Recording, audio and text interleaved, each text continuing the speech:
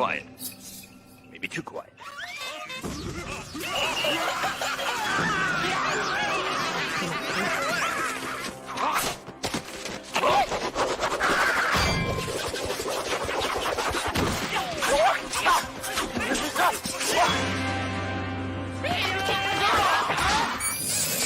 Uh-oh.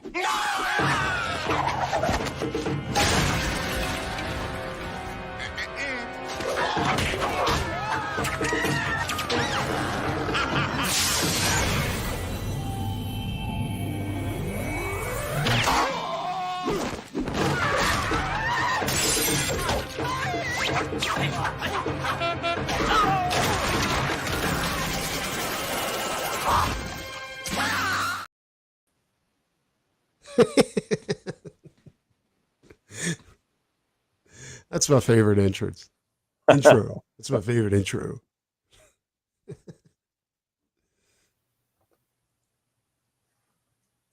Can't go wrong with that. No, you can't. So yeah, we're just talking about for me it was a little bit of a chore to find all of the artwork Simon has done for different bands. I always thought he just did shit for Danzig. That's why I was just gonna do a whole show on Danzig, right? Yeah. But then Matt showed me other stuff he did for other bands, and I was like, oh, okay. So I was like, Matt, you got to work on some of this time. Yeah. I'm not going to be able to do all the research for this one. And I'm not sure what you found. I found a good bit. I think we went to the same site though. So yeah. I might have all this. Yeah. But there is one. I mean, there's a Slayer cover he did. I don't know if you did a Slayer cover? Yeah, I found it. I'm gonna have to dig it out real quick. Dude. Yeah. It's got their like mugs on it, dude. Huh. And I want to welcome Unhinged Edwin Bloodbone. That sounds like a venereal disease a little bit, like Bloodbone. No, I'm kidding. The book's pretty awesome. I got the preview book. Oh, and nice. yeah, it's badass. And I was also telling Matt that so Paradise Lost is one of my favorite vintage books, I guess you would say, because the etchings in there are so badass. You know, I'm talking about, what is it, like from the 17th century or something like that? Like the old school one, right?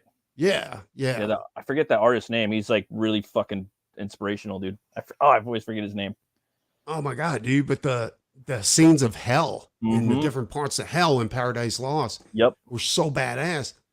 So when I was doing research, like, I heard Simon Bisley did the Bible, but I don't have it. And I'm gonna have to track it down because now I think I do want to see it. Oh, but yeah.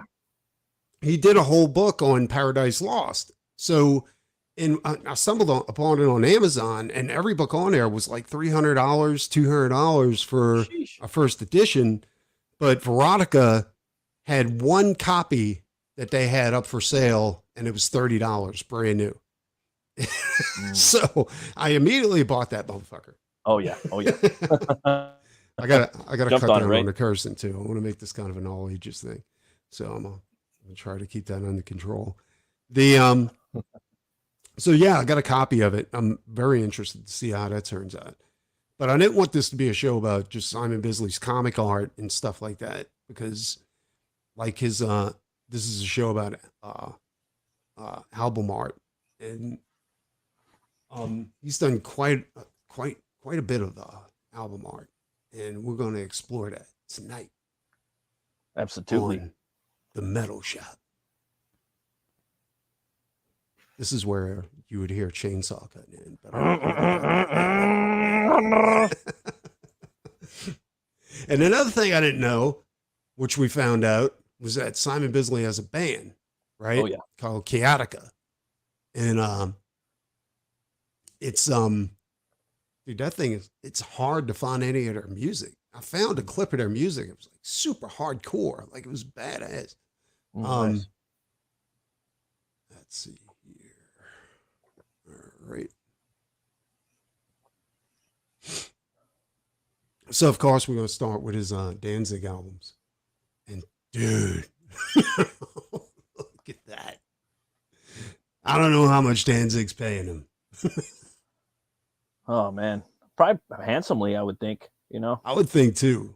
Well, I think was it Aaron Lopresti? I think I don't. He paid him a couple G's, maybe 2 to 5 G's, something like that. I know whenever Phil gets a cover by Bisley, it's like $2,000. Yeah, yeah, something like that. I think it's around $2,000, and it's another $2,000 for the original, which is kind of reasonable. You know what I'm saying? I think so. Like, because he's in my top 3 favorite artists. So like, if I had the money, I would pay for it. I mean, absolutely. Even if I'll pay like even more than that if I had it. Plus, I've seen Phil's covers that he got by Bisley, dude, and they are not just like one character covers. You know what I'm saying? Like these are, on what was it? Lost Pages 2. It was every character in Lost Pages, like right there on it. And he, like, that's one thing. Like, this is the reason why I model myself after Bisley. In the beginning, I modeled myself after Bisley was because the way this guy works is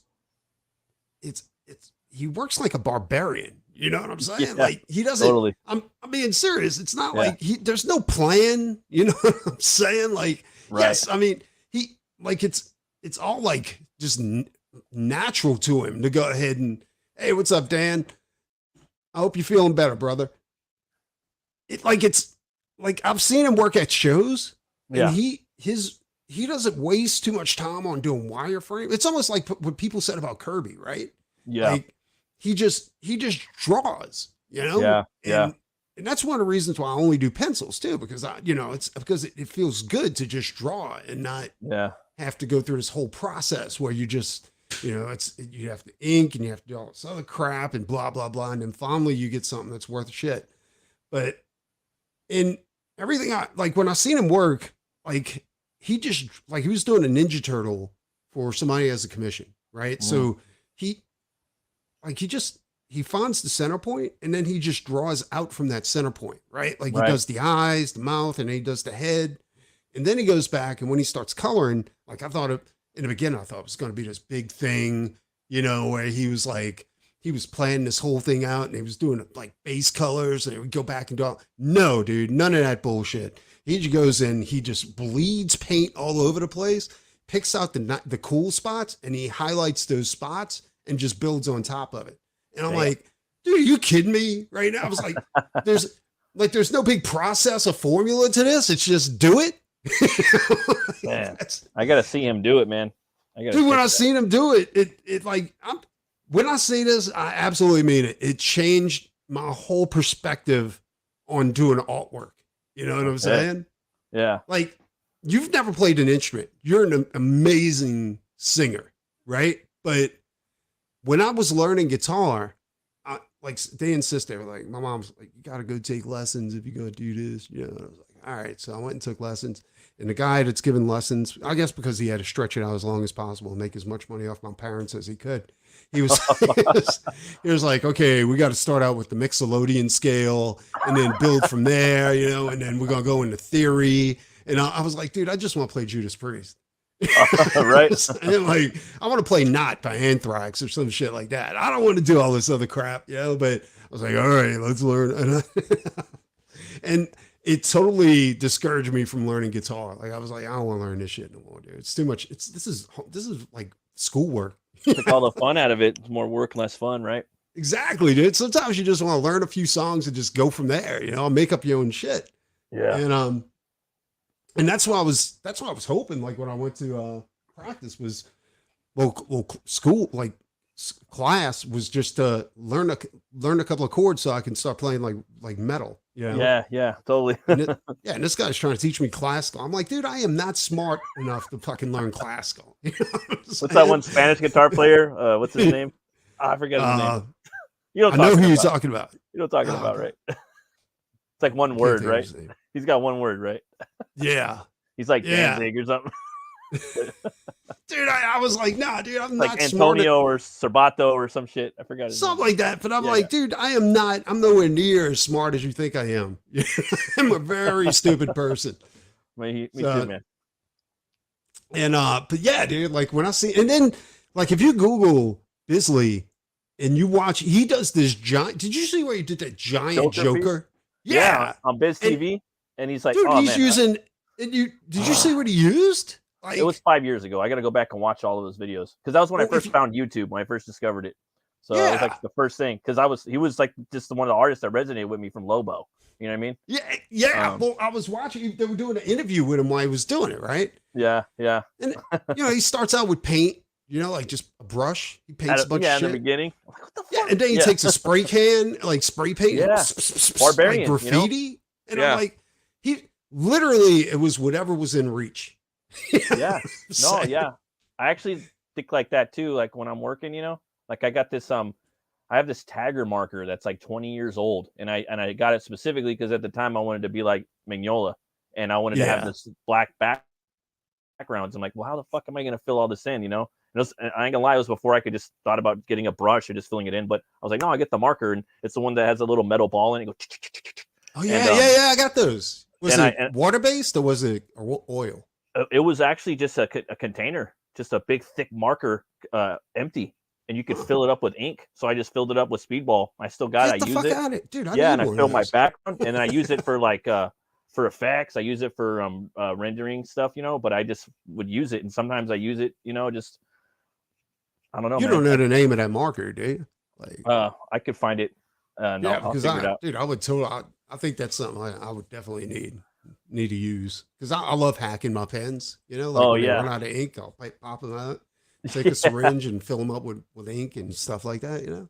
Oh yeah. Sometimes it works. Sometimes it completely backfires and it just bleed ink everywhere. Oh man.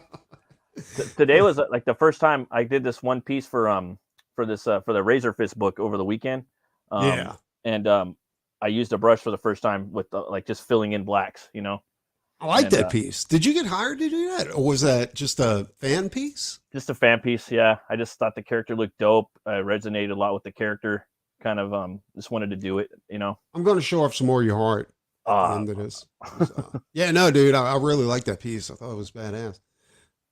Oh, thanks, man. Anyway, this is one of the pieces Bisley did for Danzig.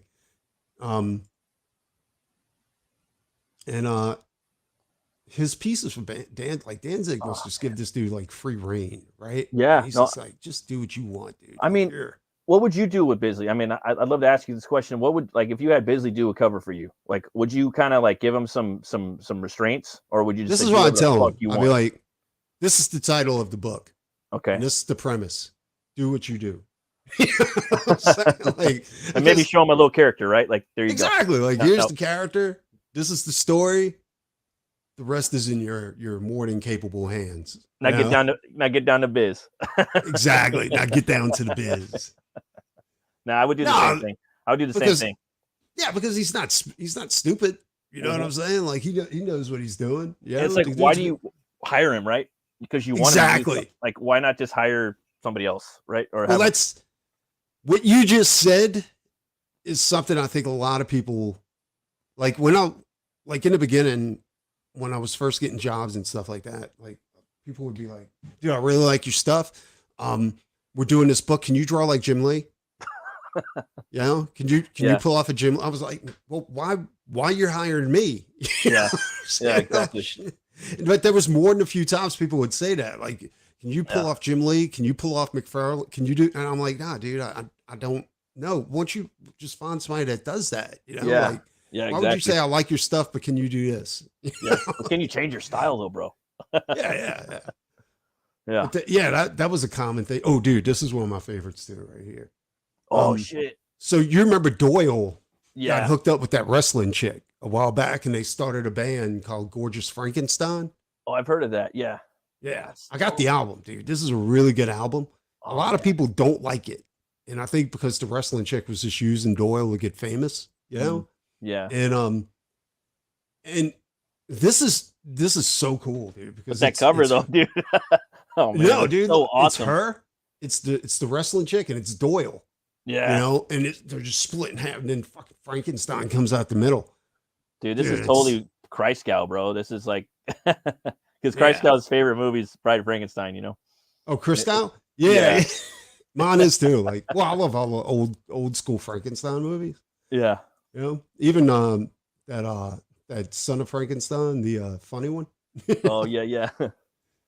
No, but this is cool, dude. Like, yeah, like you can tell, like he just went straight ahead with pencils. Hey, what's up, red dress? And just painted over the pencils. And that's another thing I started doing too, is using color pencils when I'm doing work. You know, just kind of because I don't know, dude. Like it just feels right. You know, I wonder if that's what he feels like when he's doing this shit. It's just like that's why you say that, man. I was thinking about starting to use colored pencils because I'm afraid of painting. My goal is, and one of my dreams is to learn how to paint. But I was like, maybe I can learn how to do colored pencil. Dude, painting, I don't know. Like if you can get over that fear, you're gonna find that painting is one of the most forgiving arts, like things there is as far as art, right? Like pencils, because ink is like brutal, you know. Ink is permanent. It's prison, you know. Ink is prison, you know. The problem with ink is this: like if you use like the Winsor Newton inks, yeah, and you go ahead and you lay down all your flats, and then you try to go on top of that shit with watercolor. Well, that ink is actually a very minor clear coat, right? So the water base, when it goes on top of it, it just beads up and falls off, right? It doesn't sink into the paper because the ink actually seals the paper up, right? So it's like ink is one of it. I mean, look, it's vibrant and it looks cool. Yeah. But it's one of the most unforgiving things you can do, dude, is ink. Yeah, like man. when Ed Piskor talks about like Kirby and all the old school comic artists just coloring shit with ink, dude, they were some competent motherfuckers because there's no coming back from that shit. Right. You know? But watercolor can be unforgiving sometimes too if you cake it on like I do. That's what I was thinking too. Like, watercolor. As long as you don't cake it on, you're good to go. You know? And but Gorgeous Frankenstein I love all of Doyle's stuff. And in fact, there was a point, and I kind of still do. I kind of want his what is it called? It's called the October Annihilator. His guitar, you know? Oh. Yeah, and like I was looking, I was like, dude, I really want that guitar, but I ain't paying Doyle $10,000 for this motherfucker. Oh, right. Like he's fucking lost his goddamn mind. But AliExpress has them for like $300. There you go. Yeah, but you don't know if that shit's made out of plywood or not. That's a real. Oh thing. Man. Yeah, this is what I'm saying, dude. Like right here, this is Bisley at his finest. Like, and it's like the hair, dude. It's like a spiral, like drawing the eye right into it, you know. Yeah. He hits all those points. Like I never pay attention to those points, but I see what people are talking about. Like, what is it called? The 3-point rule or something like that? Oh yeah, the rule of thirds. Yeah, the rule of thirds. And this looks like it kind of follows. It's a heart, I'm talking bro. out of my ass. I have no idea. What's cool is it's a heart, and it has to do with love, and their love's torn apart, you know. Because if you look at it from far away, it's a heart. It is a heart. And they're tearing the heart in half, you know, and it's about gorgeous love and Frankenstein and their love for Frankenstein probably, and they're torn between it, and I don't know, it probably has a lot of meaning, you know. No, you're right. Actually, I'm looking at it. You're right. Like there's the center of the heart, you know. Yeah, it comes up all the way around, dude. That's pretty badass. I've never seen that before. That's pretty badass. I love this, dude. Hell, if I can. Yeah, that's a dope ass. I like that. Yeah, I've never seen that before. Yeah, dude. Like I've seen this before, and I wonder why. They never hired Bisley to do anything for the Misfits. You know what I'm saying? Like every band should hire him. Yeah, I know, right? Every comic book company and band should hire Bisley. This is another one, another Danzig. Well, you think that's some colored pencil right there? Actually, yeah. Like, yeah. I think he just goes total mixed media, dude. Like, I don't think it's right. I heard a lot of the earlier. Well, when he was doing Slain and they were interviewing him about Slain, dude, he was doing a panel, right? And when he did the panel, he was using airbrush. Oh, you know? Man. And he would he put in his flats and then went back with his. See, that's one thing I was always scared of, is going back over airbrush with paint, because it always looks funny unless you do it the way Bisley does it. You know what I'm saying? Like, yeah, I I'm thinking about like pulling the airbrushes out and just like buying a little compressor and just hooking it up in my office. Oh Go and yeah, do a yeah, lot of this stuff in here. yeah. That'd be sick. Yeah, dude. A lot of people, well, probably everybody knows this by now, but that the skull of this was actually Danzig stole that off of Marvel comic. It Oh was yeah, I think I heard Christ that. Star number 6, I think it is. Mm. And yeah. And what's weird is that nobody ever sued him over it or anything. And the skull has been his whole career. You know what I'm saying? Oh yeah, It's crazy. But yeah, dude, this is so cool. Like all the bodies falling down into hell in the oh background. yeah. Like that is some crazy shit, dude. His anatomy is super badass. Dude, you notice one thing that I noticed about Bisley, like I follow this rule too, and I followed it ever since I started like painting.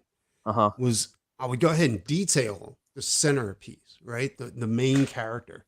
Yeah. And then as it kind of flowed out, the detail would get less and less. You know what I'm saying? Like until it wasn't really there anymore. You know? Yeah. Like I think that's what he does too here. Because you see, you got wrinkles, you got all these pus modules and shit like that. And as you zoom out, like it's almost stick figures in the background. It's just crazy too, though. Like his like muscular form, like just the way he really has his muscles down, even from afar, like the corpses, you know. Like it reminds me of a lot like Frazetta, like just how he could really capture the human form in motion. You know, it's always in motion. A lot of, not always, but a lot of the time. You know. Yeah, and it's always brutal. You know what I'm saying? Like more brutal too. If he's doing a male character, it's always to the extreme. Yes. And if he's doing a female character, it's always to the extreme too. Very much so. Yeah. He never plays the middle ground. I really dig that too. I'm really amping on that. That's what I try to do, you know, and you do it. I see it in your work. There was something else I was going to say too. Like, and speaking about his anatomy, he's one of the ones, like, because I think it was either in Slain or it was in Fistful of Blood. I think it was Fistful of Blood. Right? Oh yeah, yeah, I remember that book. Yeah, yeah. You remember that? Yeah, with the lady. Yeah. There was a scene in there where there was a severed leg or a severed arm. And the way he did the severed arm and the severed leg was that he had the muscle retracting and pulling in on itself once the leg was severed, right? Yeah. So it really looked like what an actual, he had to look at like really fucked up photos to be able to get that, right? To get it, yeah. That exact. Yeah, that makes sense. I thought the album was pretty good, dude. I'm sorry, but I mean, I'm a big fan of Doyle. You know, like I said, I know a lot of people didn't like that album. You know, I'm talking about 24 Eyes right now, but like that chick she was totally using Doyle for some extra fame. You know what I'm saying? Like, and but yeah, I mean, I like Gorgeous Frankenstein for what it was, you know, because Doyle, I mean, the dude's just badass. He's a badass guitar player, you know. But he's like ripped, man, for how old he is. Oh, he's ripped up, dude. Dude, he went through his whole steroid period, you know. Man. And you remember when he was hanging out with Danzig when he was younger? Like both of those motherfuckers pumping roids like crazy. Everybody was, right, in that time. Yeah. Like Stallone. But he was always a big dude. Like he was like, I mean, 6'6" or some shit like that. Yeah, it's like, huge. Big old Frankenstein, huh? Yeah, exactly. Yeah, well, this, like, that kind of, even though I hate looking at shit like that, like those really, like, fucking horrible ass, like tragic photos of people with their arms cut off and, like, cut marks and shit like that. But, dude, he's right. Like, you got to look at that because you got to get the details down. So if somebody's cut, you need to have that skin like pulling back on it, you know? And because like, you remember in the 90s, like a lot of image guys would do like rip skin, like rip paper, you know, or rip fabric where it was like holy and stuff like that. And that's not what skin looks like when it rips, you know? Right. This is going to be a grotesque conversation, but it's true, you know, like you get swelling, you know, and the skin pulls in on itself. And if you cut a muscle, it gets kind of lippy too around like the edges, you know? Yeah, exactly. And it turns colors. Like whenever I do like a wound and I'm painting, I automatically go to reds and purples first. Yeah, like right where the cut's at. Exactly. And then you want to put a little infection, so you put a little green in it. Yeah. Dude, I noticed like a lot of your like you have a lot of weird colors with that, like greens and purples with your stuff, and a lot of like lighting, like sheens. Like, oh man, it's awesome. You know, at first I was kind of getting bored with painting because it was cool and shit, but it was like, you know, you start following the color rules, right? Because there's rules with color.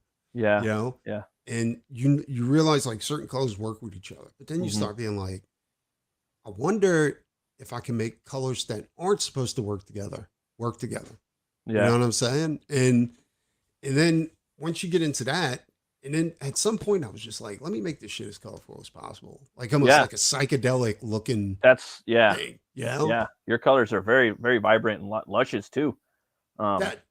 That's intentional because my colors were like, if you look at some of the older work that I did, like it was very dull, dude. Like very, very dull. Like it was, and I kind of liked it like that because it gave it a darker tone. But recently I've just been like, fuck it, dude. Just throwing.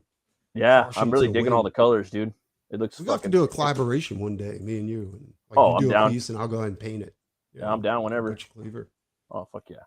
Or whatever you got, dude. Like, but yeah, like that's one thing like I learned from Bisley's work was that, you know, even though you don't want to look at it, sometimes you got to look at some really grotesque and horrible shit to kind of get the art right. You know? Yeah. And if you notice, like his artwork's not perfect, dude. Like this head right here. Yeah, no, yeah. Well, I mean, like they look similar, right? Like they both have similar mouths, right? Yeah, that and the head's way too big for this body. Like the shoulders and arms aren't proportional, but it still works. And it's cartoony. It's cartoonish.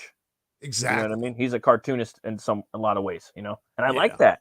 I like that. And I like, that's why I like Mad a lot. When I grew up, I was reading Mad. Mad was awesome, dude. I was reading Mad and comics. It was like Mort Drucker and, you know, Jack Davis. Like those are like the guys that I was into that kind of introduced me to art. And I love them making fun of movies. I love the comedy in it, you know, and the caricatures, the mannerisms, the expressions. I love those too.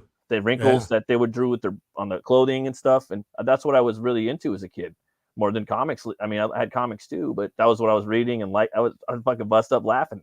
That and a lot of the heavy metal artists back in the day, like way back in the day, like they had that.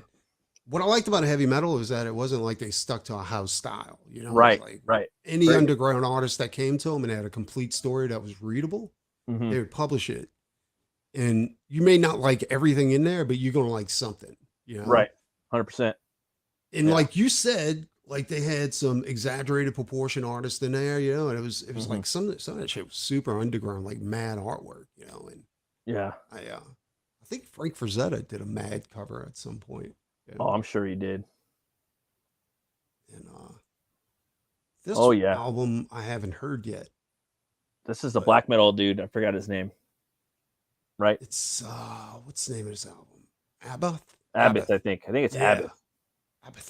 That fool's old school. I forgot what band he is in. I think I knew obviously it's Abath, but I think he came from another band. To be honest, and I wasn't really that big into black metal until like recently. Well, I wasn't into black metal until I heard Cradle of Filth. Maybe like the last 10 years, like I was into it more, you know. I would get into like Bathory and, you know, well, Bathory's like the biggest black metal band, you know. Dude, this is so badass. But yeah, it's sick. This is fucking amazing, dude. Yeah, it's got a pierced horn. Immortal's sick. I like that band a lot. It's brothers. I love it. And it's crazy. Like everything's upside down, dude. Like all the bodies are hanging from the ceiling. Shit like that. It's fucking insane. It's just making it even scarier, right? Yeah. Yeah, that's awesome. I really dig this. And damn. Yeah. Dude, look at the detail in that motherfucker. Hell, Maiden Hell.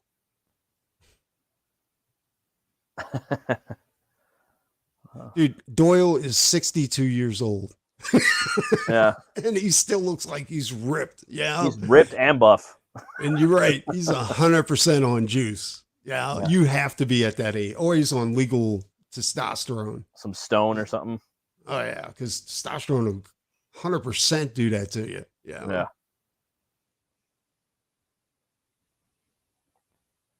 I know he's not the greatest guitar player. No, Doyle absolutely is not. He's just got a really cool sound that I like.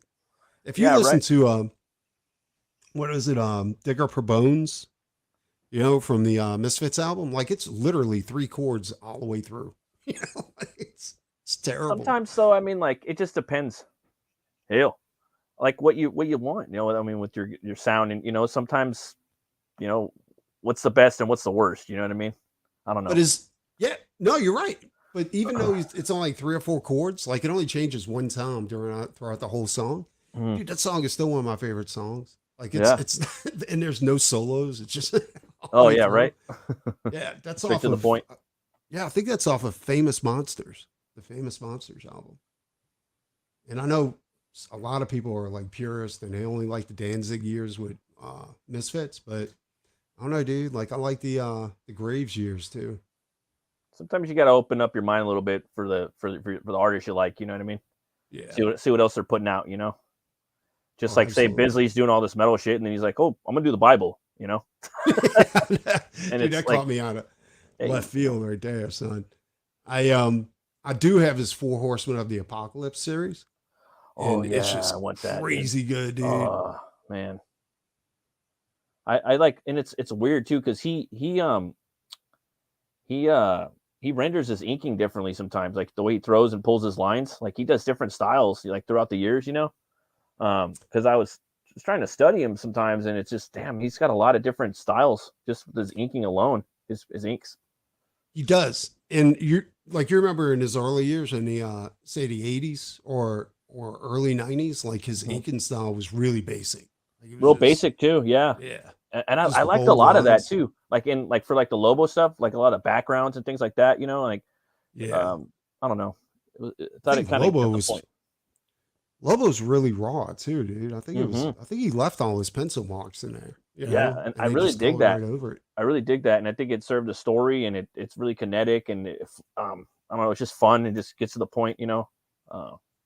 Like right here, the hand. I think this is from the 90s. What year is this? Sometimes he signs it and puts the year on it. But you can tell like he inked this, but he went back with charcoal. And did all the shading, and he started using charcoal a lot after a while. I like charcoal, but charcoal is one messy ass fucking medium, dude. You use do you use hairspray to kind of lock in some of your pencils and things like that? 100%, dude. Yeah, 100%. And I know a lot of people like to use fixative, but fixative is fucking poison. You know what I'm saying? Like it's not. But hairspray is poison too. I mean, you're not supposed to spray it directly in your face or anything. Yeah. But I like in the old days we used to use hairspray to lock in pencils, and I just never got over. I thought it was just a cool way to do it. You know? Right. And it's easy, cheap. You know, it doesn't ruin the work over time, so you're good to go. Right. Shit, I got pieces that are a decade old, and it still holds up. That's dope. I love this piece. This is one of my favorite albums too. I like the skull in the background too, where it's just kind of the skull back there on the right could be like a movie cover. It's got a bunch of skulls in the background. Got a big one right here. The big one, yeah. Small one, little one, yeah. Goat's head. Yeah, this is just badass. I think I've seen one of his Danzig albums for sale. Oh, no shit. Yeah. The sketch for Gorgeous Frankenstein. That's crazy. Different perspective and everything. But you see what I'm saying? Like there's barely like whenever you do a sketch, you usually see like a wireframe, a lot of wireframe lines. Yeah. There's barely any of that in there, you know? Oh yeah. It's like yeah. Yeah, he just it's almost like he sees it in his head, you know? Yeah. Like before he even does it. That's crazy, dude. I guess he's been doing it so long and he's done so much art that I think so. I think so, man. I think that's what it is.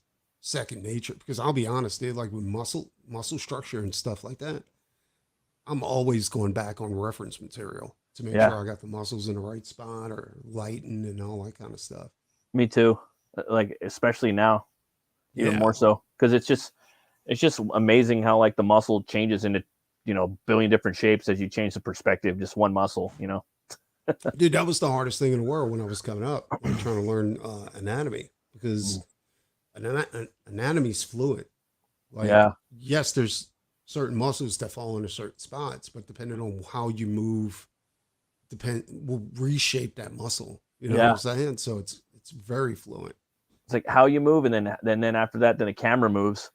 Yeah, or the perspective or whatever, or kinetic impact and stuff like that. Or like we were talking, like when you sever somebody's arm, muscles retract. They don't extend. You know what I'm saying? So they snap back. Exactly. So when you sever somebody's arm, this whole thing's going to just pull back, to the shoulder. It's, finally I was just like, fuck it. Let me use pictures. Oh shit. The Mortal Sin. This is an album called The Mortal Sin. I don't know if this was early on in his work or something like that, but it was 87. This was early. Yeah. Yeah, it looks different. It almost doesn't look like him in some regards.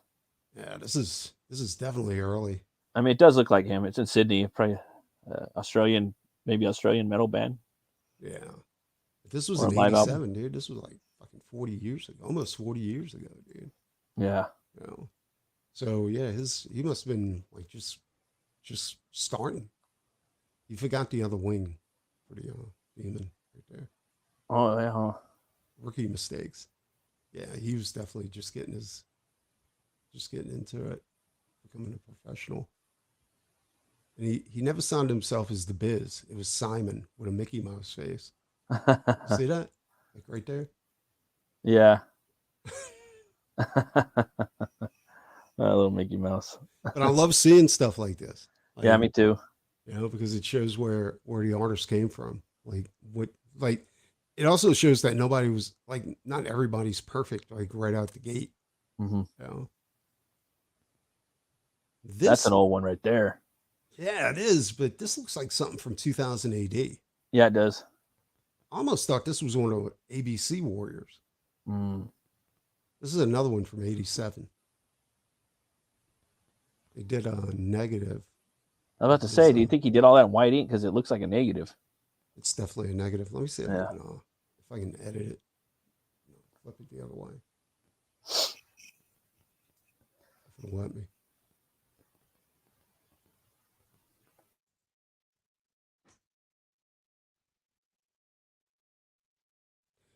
I don't know, dude. If I can figure out how to do this stupid shit.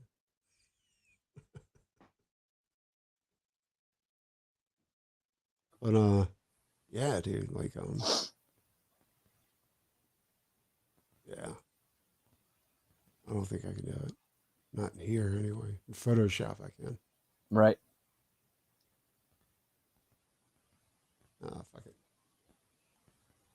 Metal Warrior. Metal Warrior. Oh, Drunken State. Killed by Death. 1990. You know how we were talking about Derek Riggs?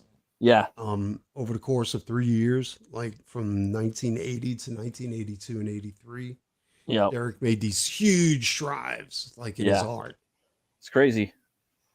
That piece that we seen just now was from 1987. Mm-hmm. This one on the right. Yeah. This is 3 years later. You know what I'm saying? Yeah. Like that is a fucking marked improvement, dude. It's crazy, man.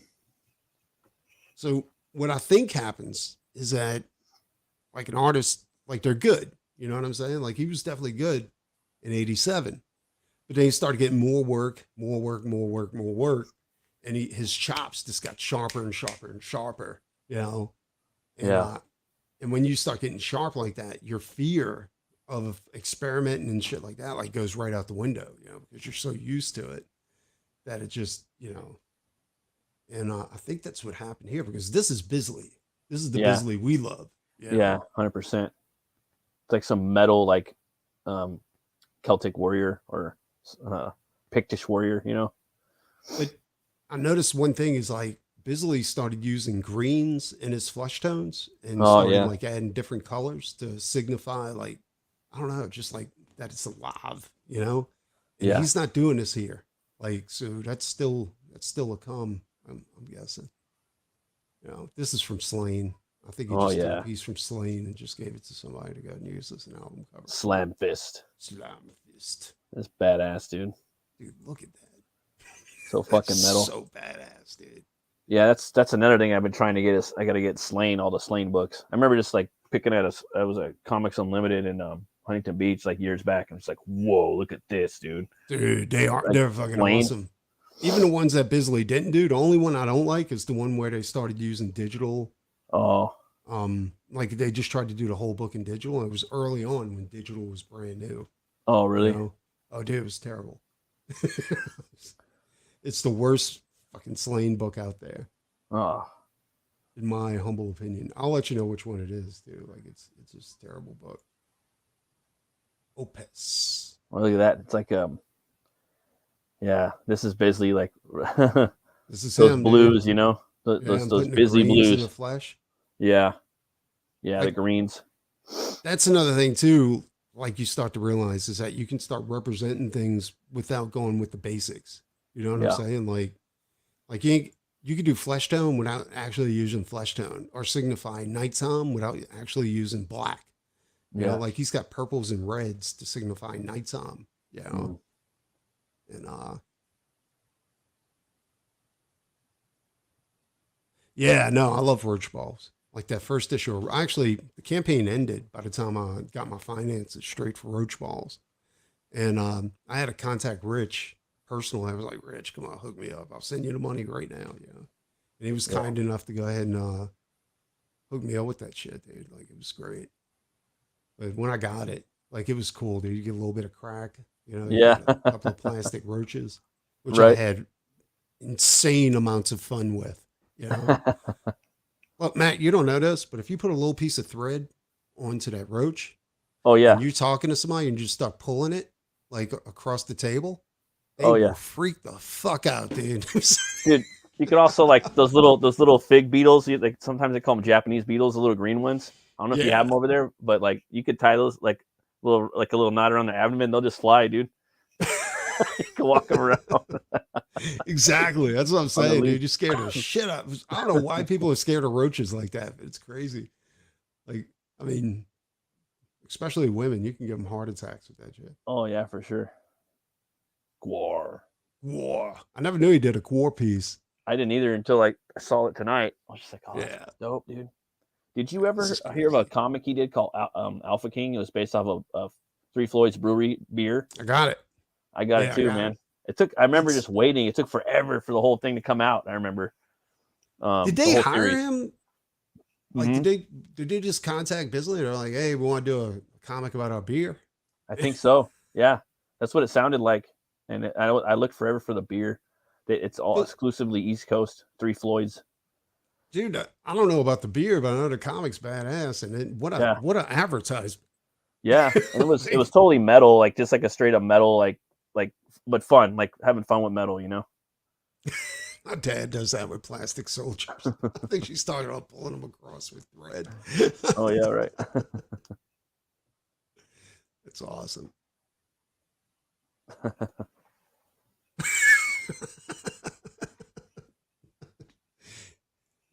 dad sounds like my kind of guy.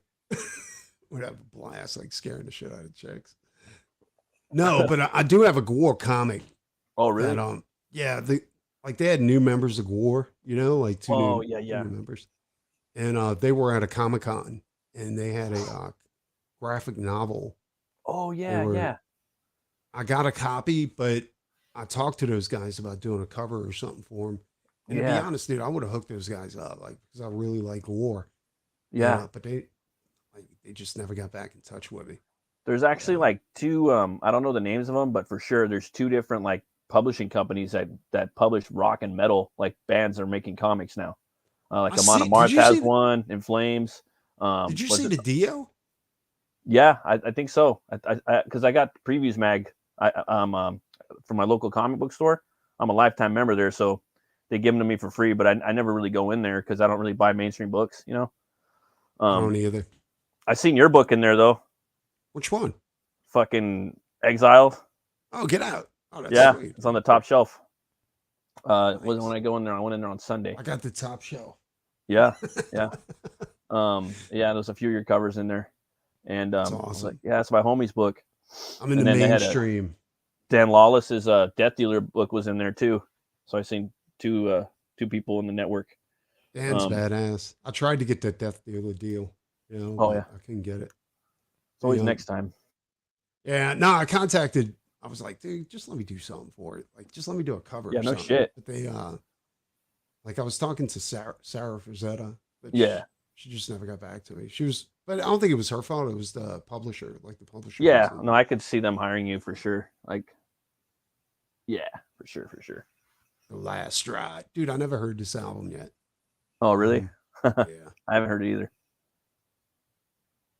It looks like Bisley. He wasn't paying Bisley enough cash on this one. Huh. Yeah, I've never seen this picture, but it's kind of looks like my Hell character a little bit. Yeah.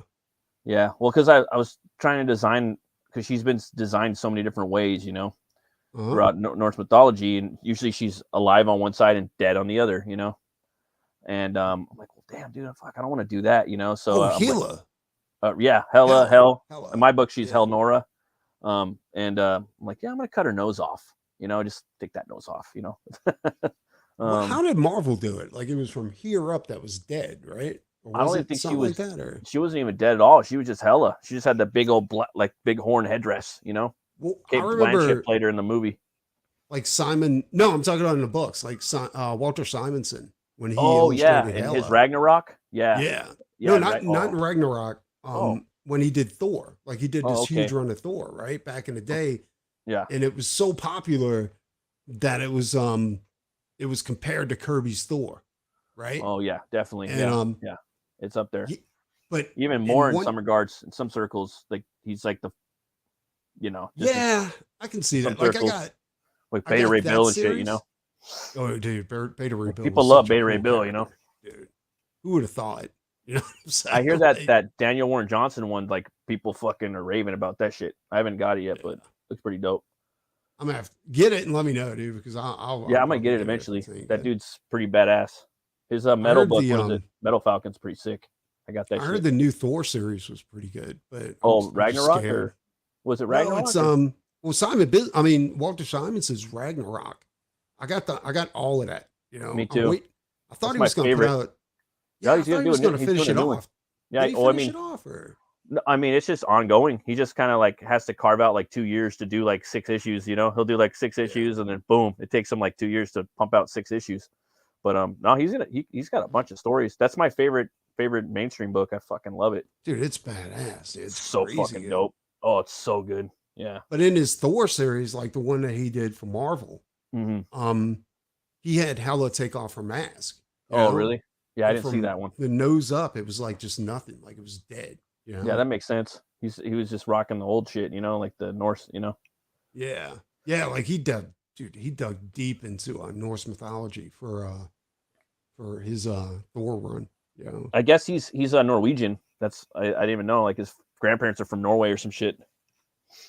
He's a huge fan of Jack Kirby. Oh yeah, and, yeah, totally. I like Kirby came too. Up with No, he also came up with the Frog of Thunder. You know? Oh yeah. That thing's the Frog of Thunder, and then the Beta Ray Bill. Those are like his big things, you know. I have a big issue with people saying that Stan Lee created Thor, because he never. You know, I mean, let's just be straight. He didn't do it. Right. And Jack Kirby was known for digging into Norse mythology, cosmic entities, and shit like that. Like he studied all that kind of stuff. Yeah. And he presented Thor as an option to Marvel, and they decided to give it a shot in Journey into Mystery. And when it took off, it was a big hit. And then Stan Lee was like, I created that. I mean, a lot of motherfuckers It's a did that hit, too. and I did it. like Bob Kane was doing that, you know, like with all this Batman stuff. You know, he was tracing like He was horrible, dude.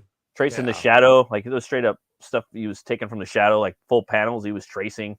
Absolutely. Then he had Bill Finger going ahead and doing all the scripts and all the research on everything else, dude. He never came up with shit. You know? Yeah, Bill Finger created the Joker. He drew him first. He created the actual cowl, the Batcave, the cowl, the fucking spikes. Otherwise, he would have been blonde like Steve Richards. And Jim Gordon. That's an actual character. It's a detective from an old like pulp magazine. I was watching a documentary on Bill Finger.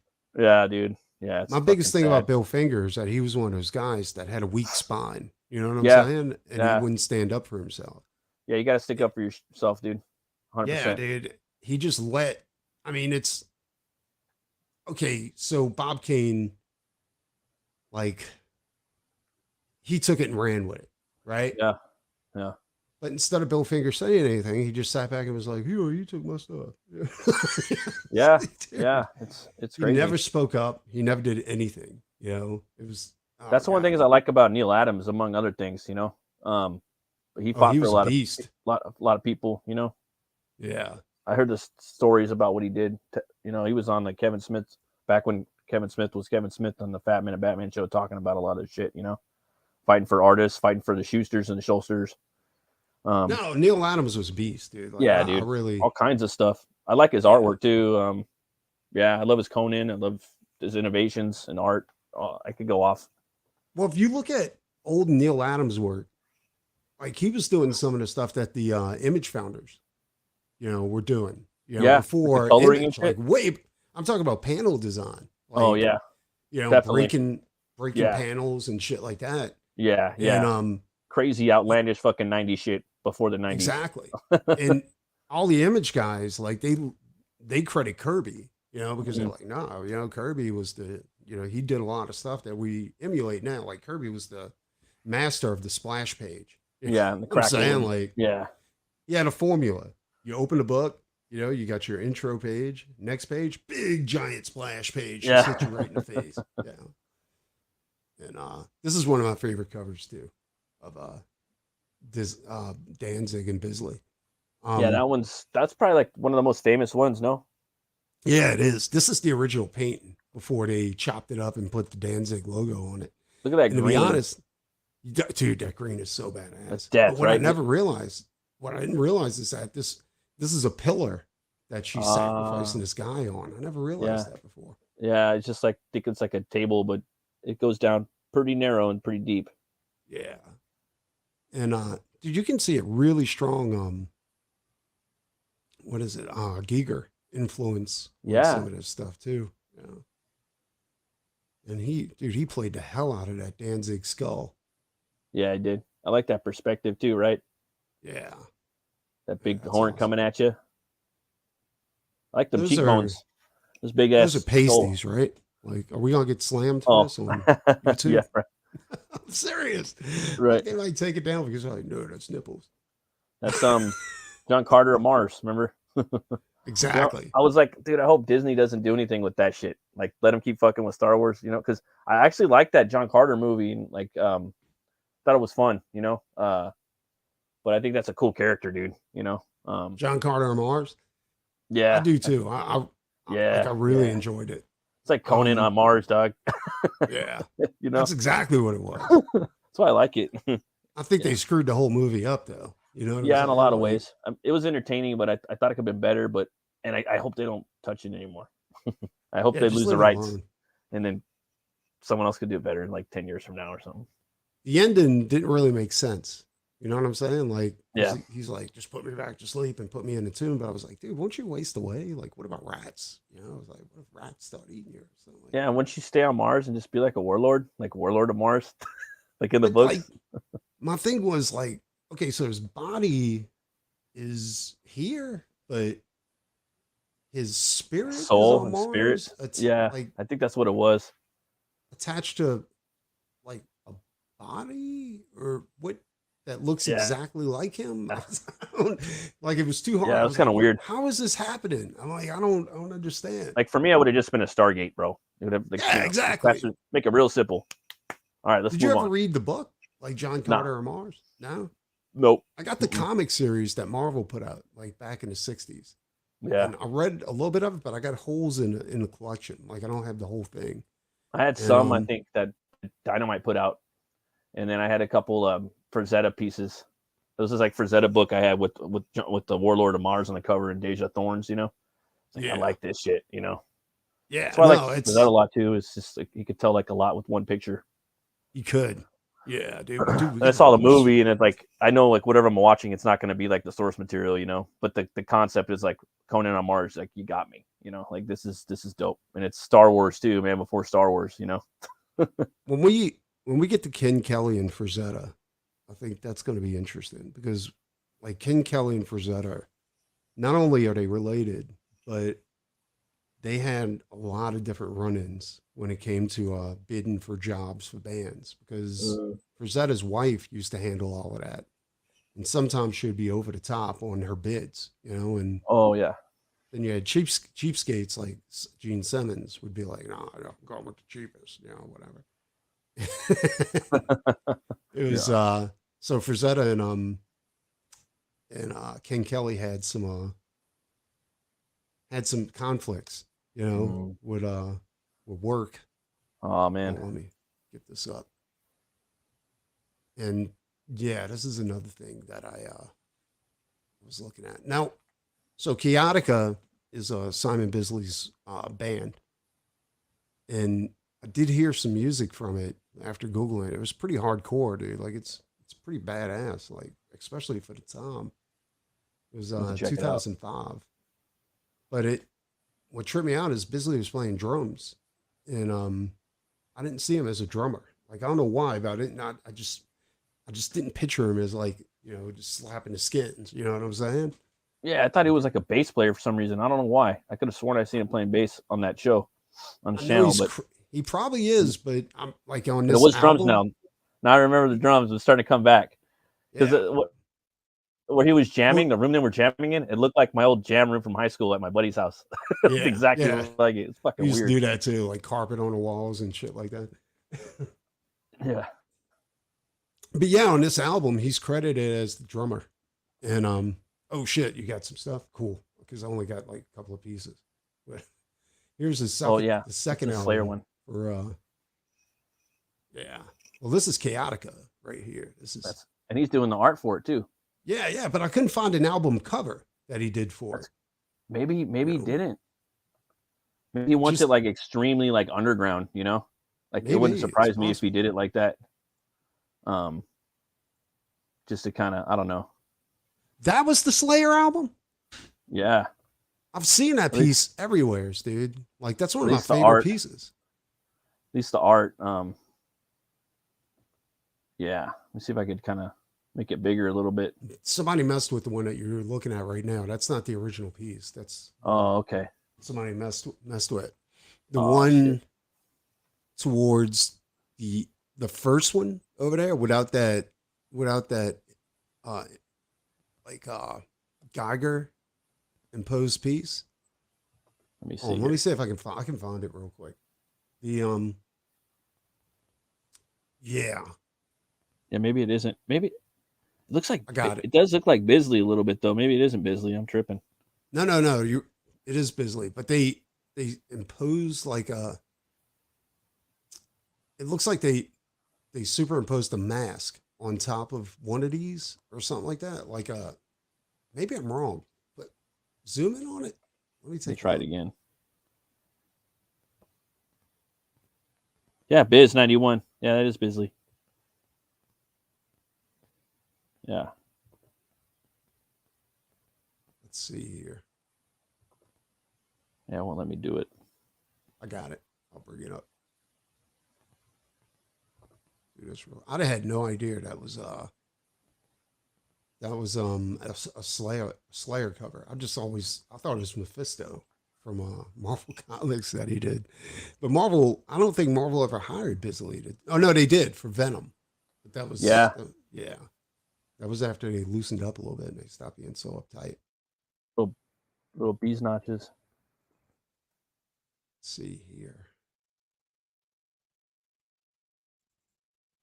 there, add that here, and we're good to go.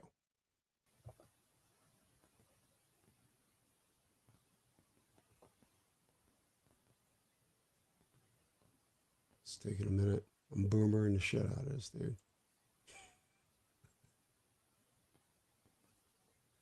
All right.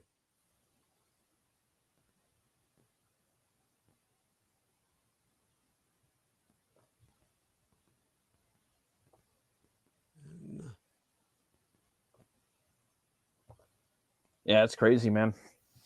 Was it Eric Powell? Remember from the Goon? Yeah. He did a Slayer cover too. I think it's like Christ's skeleton on a cross, like zoomed in really close. You know, Eric Powell. I don't know his process, but his artwork looks bad, and you can see a variety of different like styles that he uses. He's not just stuck on one style.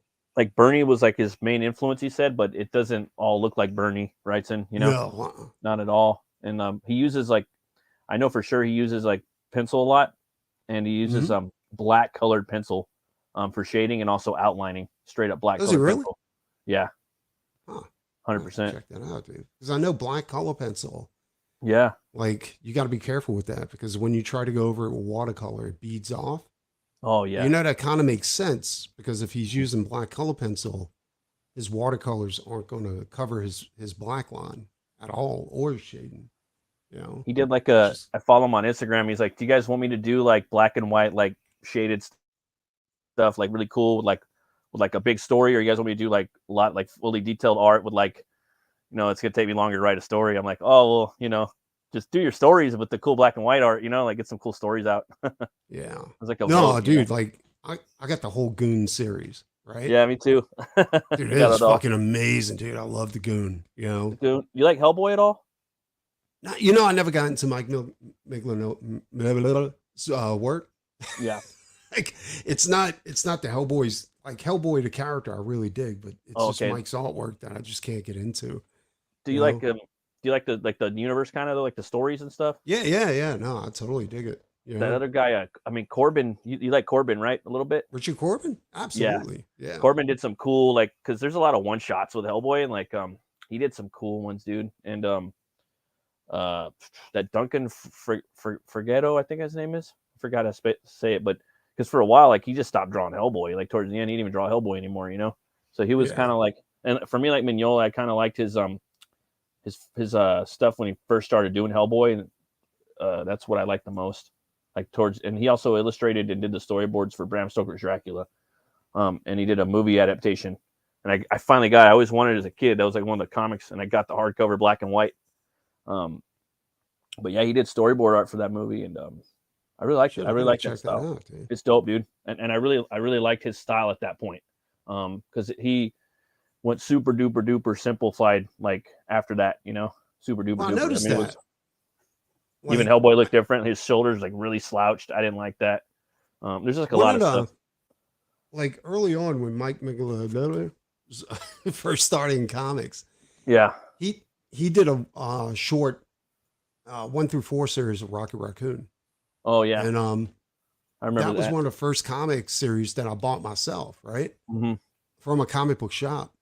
Yeah, and dude, it just blew my mind. It was so good. You know what I'm saying? Mm-hmm. Like it was like Alice in Wonderland in an insane asylum. You know what I'm saying? Where all the animals talk and people are like just crazy, you know? And dude, it just, I was like, oh dude, it just opened my mind like straight the fuck up. It was great. I just like some of his stuff, like some of his hard like shapes and things that aren't, because no matter what, his style is kind of simple, you know. But I like. But this was before he started drawing like that, though. Like he used to have more of a house style, but him too, kind of. Yeah, I like that he moved away from the house style. I like his style now. It's just hard for me to get into because I'm just like, kind of like not into that type of artwork. Yeah. Did you read you collect Goon? Yeah, so I have them all. Did you read Hillbilly? Oh yeah, I collected that too. It's crazy good, isn't it? Like, yeah, but you know what's fucking crazy though, bro? Like he had a character, like, okay, so I created a character, right, called Opie Opossum, and he's like the main antagonist in the first Butch Lever book, and he's a bounty hunter. He's got a dead possum on his head as a coonskin cap, like Davy Crockett. And he created a character like that too, called Possum Pete or some shit. And I was like, what the fuck? And it was in his Hillbilly book, but he was a small character. And I'm like, my dude was like, I wanted to make my Wolverine and Sabretooth character. That was the whole point. And I wanted him to be a badass bounty hunter. He's based off of Possum. He's got a death grip. He's a submission artist. Instead of a tail, he's got a whip. He's got claws. You know, he plays Possum. He plays dead. He keeps coming back. You know, so that was, you know, that's cool. I was like, oh fuck, okay, I'm gonna, you know, I want to, you know, and I wanted him to be nocturnal, like Batman and Wolverine and fucking Sabretooth. But anyways, he had that in there, and I just liked his whole app. Like we kind of thought like alike, right? Yeah. But I liked his whole Appalachian fantasy. You know, I like that. I like how he blended. Dope, dude. Yeah, dude. Like he blended like fairy tale shit with like hillbilly Appalachian lore. Yeah, it was nuts. And that shit's legit, dude. I know we're side questing right now, but real quick, like there was a TV show I think called like Outsiders or something like that, where like they lived up in the Appalachian Mountains, dude, and they were like descendants of Scottish people, because it's Scotch, Irish people, and Welsh that like settled in those mountains. And they had like there's tribes that settled up there and they never left, and they speak their own language, and they have chieftains and all kinds of shit, like and witches and vampires and all kinds of shit. Like it's what's legit. Up, Phil? I know it's Phil. Yo, that's Phil. What up, Phil? You know, it's funny you should say that, because there's a series that was put out by, this was one of the most amazing companies, but they went under because they weren't making enough sales, because DC and Marvel like had the shelves like tied up. They had some of the best writers in the universe working for them. Oh fuck, I can't remember the name of the company. But they had a werewolf book. And it was, the werewolves were descendants from Vikings. That's dope. You know? Yeah. And they lived up in the mountains, right? And but the virus was spread through the women. Like the women would have sex with men and give them the virus. Like you couldn't be bitten. You had to have sex with one of the Viking women to be able to get the virus. And the scientist was like, he was torturing one of the women, and finally she started coming on to him and she had sex with him, and then she started laughing because she was like, because that's how she got him back. You know, right? That's crazy, dude. Like there was this like famous case in Scandinavia, like kind of when Christianity was coming in, and you still had like those countries still were trying to keep some of their pagan beliefs, but there was this man that was tried it for werewolfism. I think it was in Denmark or something, because they were more closer to Europe, so they were turning more European and going into Christianity more. But they put him on trial, and he's like, "Yeah, I'm a werewolf, you know, but I worked for God. I went to hell and slaughtered like so many demons as a werewolf." I remember that. I remember that story. Yeah, and the guy was supposed to be like a good guy, right? Like it was. Yeah, he's a good guy. Yeah. Yeah, and I was like, "Whoa, that's fucking metal as fuck, dude!" It was. I'm like, I want to see that. Yeah, that was like that was a legit story from back in the day, and it was Avatar Press that had that werewolf book. Oh, someone actually took that and made it a story, huh? Yeah, no, that's what I'm saying. Like it was a full series. Wow! What's really fucked, and they also had another series called Uber, right? And Uber was like if the Nazis. Yeah, discovered like the superhuman serum, and then they started beating, like destroying, like the Allied forces. That shit's big. That shit's out. Yeah, that's a big series. It's still around. Yeah. Yeah, dude. Well, I got the whole series, like the whole first Uber series, and then they had. I didn't know like it never ended. Like it started over. Like part 2 was Uber Invasion, where they come to the States, you know, and they invade the States, and it was it was a great. Like, that's what I'm saying. Like, Avatar was so good. You know what I'm saying? And they had some of the best writers. And it was just like, what made this company go under, dude? What? It's weird, right? Dude, it was crazy. And in fact, like the Goon series, the first like Goon series was published by Avatar Press. Oh, yeah. I think I remember some of those. And there was another one he did called, it was under Albatross after that. That was his first company. Yeah. All the rest of them were, well, then it went from Dark Horse to Albatross. Yeah. And Albatross is actually his company. That's that's his company. Yeah. But dude, like Avatar, Avatar had some of the best titles. In fact, you can still get them. Like they still have a place on the internet where you have to do some weird shit like click a link that's not really a link. It brings you to, it's crazy, dude, but it's really awesome. And they also published Faust, and it was, dude, what was I gotta get that Faust book, man. There's a Faust book. It's like the complete Faust books coming out. I think around Christmas. I'm gonna try to get it. Hopefully, I got all the Faust. Dude, it's got Faust books. It looks like it's a leather bound like library book, like it's like a missing like death book that you found from hell. You know what I mean? Like that's the look that it has for it. And it's the omnibus. I think it's like $100 or something like that.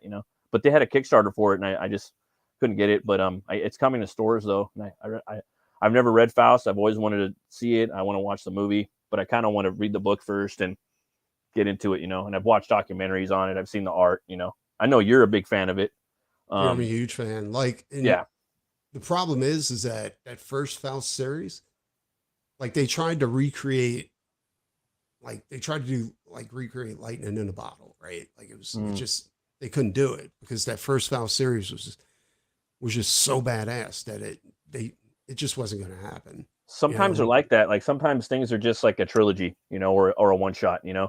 And it kind of should be that way until it's got like a real, until that story has to be told again in another way. Like there has to be like a story that has to be told with that character, I guess.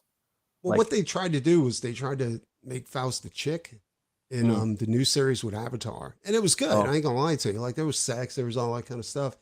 No. But the problem with the first Faust series was that it wasn't about just blood, gore, and sex, right? I mean, there was an actual real story there. Yeah, the artist, right? Yeah, dude. But like somehow they lost that, and I don't really know if they just couldn't get it back. This is that book. Ferals. I've heard of this. Yeah, I've seen it many times. Yeah. Now, here's the problem with Ferals, right? Like I got the whole series because I was like, this is so good. I gotta get the whole series, Yeah. And it ends on a cliffhanger and they never go back to it. Yeah, it sucks. I'm like, you're fucking kidding me. Dude, I was so pissed off. Like, it was crazy.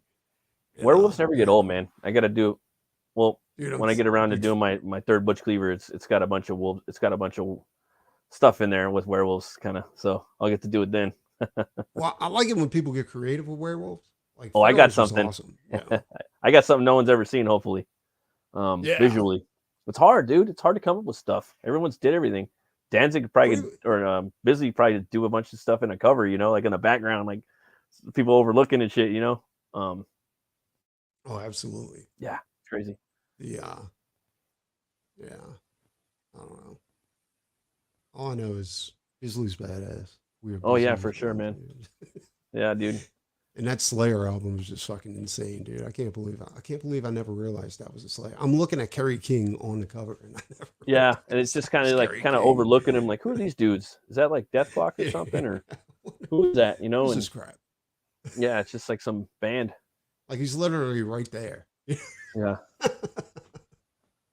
Tom Morello. That dude died, didn't he? The other guitar player. Yeah, he died of a spider bite, dude, in California. Yeah. That's why I don't fuck with spiders, man.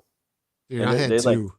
There's so many like different species out here. Like it's crazy. I'm like killing them all the time at work. I got bit. I take that back. I got bit 3 times. I was doing a house like way back when I was younger, like chipping paint off of a porch, because I had to go back and paint it. I was getting paid to do it. And I looked down on my leg and there was this little tiny pimple. You know what I'm saying? Like I had to go through the brush and all that kind of stuff. And then I was like, oh, whatever. And then it got hard, real quick, just big. And I was like, fuck, this thing hurts, and that's scary. And I'm trying to squeeze it and nothing would come out. Like it was just like, and the doctor told me, he goes, spider bite, we got to dig it out. And I was like, what? He's like, yeah, we got to dig it out. And I was like, can you not dig it out? And he's like, let me show you some. And he took a syringe, he stuck it in the center of that pimple, pulled it back, and it was nothing but pus. You know what I'm saying? That's hard. He's like, that's why we got to dig it out. And he threw it away. And I was like, all right. So he gave me a local and he just carved a big chunk out of my leg, dude. And he packed it in there with gauze and all that kind of shit. The problem is that right as I got to my house and I got out the car, the pain medication was wearing off. That sucks. You know what I'm saying? And I'm like trying to make it in the door. Yeah. And I'm like, no, it wasn't a brown recluse. Brown recluse is the reason why I know it wasn't a brown recluse is because brown recluse bites never go away. Like it doesn't matter how old you get, they're always going to come back. You know, like the poison stays in your system. It just hits different parts of your body and it causes necrosis. Damn, that's fucked up. I didn't even know that. Yeah, it's I learned that. And that's why we're very wary of brown recluses in the South. And then later on, my ex-wife had found this tree in front of a landscaping place. And she was like, I'm gonna bring this home, right? So she put it in the living room. And I think it was infested with spiders. Oh yeah, no, they're all over the place. Bit on the arm, dude. My arm swole up, and not just me, but both of my daughters got bit too. And I had to get that dug out, you know. And dude, it was crazy, you know. And finally, we figured out it was the tree and got rid of that motherfucker, and fumigated the house. Scary, and man. It was crazy. I was like, there's recluses out here. There's black widows, you know. Like, and there's like all kinds of shit. Anytime black I see widows, from what I understand, they're just really, really painful, you know. And if you got a weakened immune system, you can die from it. But yeah, dude, spiders ain't no joke, dude. One dude I knew in high school, he got bit by a brown recluse on his pinky, and it swelled up like a banana. It was crazy. In Australia, everything will kill you. Oh wow! Like everything will kill you. Now, y'all got some of the most poisonous spiders I've ever seen before in my life. They did a special, and they have ants that will fucking kill you. That's crazy. Like, an ant, not a bunch of ants. An ant will kill you. You know, it's like Pangea and shit, like the remnants of like all the like ancient ages. You know, like Jurassic. That's exactly what it's like. Like fucking like Australia. Broke off and like went out there. Dude, I don't want to be nowhere near. I love Australia. I think it's great. I think the people are great. You know, I've had friends over there, you know, in a rockabilly community and stuff like that. Yeah. Jesus Christ, dude. Like everything wants to fucking kill you, dude. Yeah, it's pretty fucking metal over there, dude. It's like the Max. Remember the Max? Yeah. I love the Max. Dude, you got lions, tigers, all that kind of shit. But unfortunately, but besides that, you got some of the most poisonous snakes, you know, fucking most poisonous spider. It's like everything on Australia. That's why they sent criminals over there, like way back when. It's because they thought they'd kill them, but these motherfuckers are like, nah, you can't kill me. Yeah, right. I mean, you got to be a tough kangaroo gangs out there, Australia, like, dude. Buff ass kangaroos and shit. Did you ever see those kangaroos? They look swole, like dude. They're jacked. I think they're putting steroids in the water. Yeah, no shit, man. Right. And they got like those sharp ass toes. She's not lying. There's a bird over there that if you touch this bird, it will poison you. Oh my god! Because it's the poison's on their feathers, right? Yeah. And from what I understand, there's a tree, and if this tree's sap will kill you, and that's why you're not supposed to like camp out under this tree. Oh, and man. Dude, it's crazy. Like everything in Australia wants to fucking kill you. Yeah, that's right. She's right. It's like the Amazon. It's like it's crazy. It's literally Pangea from the Max. Yeah. Without the little white and black things that run around. The is. Yeah, it is. Without the is. I love the Max. I thought Max me too, man. I got the little toy. Yeah, that was my comic back in the day, man. That was my favorite. Yeah, that and Spawn and Pit was pretty cool too. You know what I never knew? Like I found this out later on. But platypus have a venom, a stinger underneath their leg. I didn't know that. Yeah, dude, it's fucking crazy. I was like, but it's only on certain times of the year that venom is there, you know, so you can pick it up every other time. But you hold it by its belly, it'll do some shit with its legs and sting you with that venom. Oh my god. And then I was looking at something, and she's right, dude. Like they're just crazy, but. There's a snake up there, and it's literally about the size of a big worm, right? Yeah. And the snake's got side fangs. It doesn't have fangs that come out like this. They come out through the side. Yeah. Of course. Yeah. And it'll ram its head into you like that. and you Oh barely man. feel it until your finger starts rotting off. Oh man. I bet if I lived down there, man, I would really be like inspired by that with like my comics. You know what I mean? Like those I wouldn't leave beasts. the house. Those beasts would really like inspire my storytelling and what stuff I'd want to draw. You know, I mean, just the Max alone, I could only understand living there. You know, very fucking it's not metal. seasonal. I thought it was seasonal. Shit, that's crazy. But I thought it was the females too. Kill you Usually season, right? females. Everything was the kill you season. It's Every day is constant death Halloween season over in yeah. It's crazy. Are you doing anything for Inktober? I don't know. You know, I never really thought about that. Me neither. I mean, I've thought about doing it before, but I don't know. I kind of want to do something special if I'm going to do it. You know.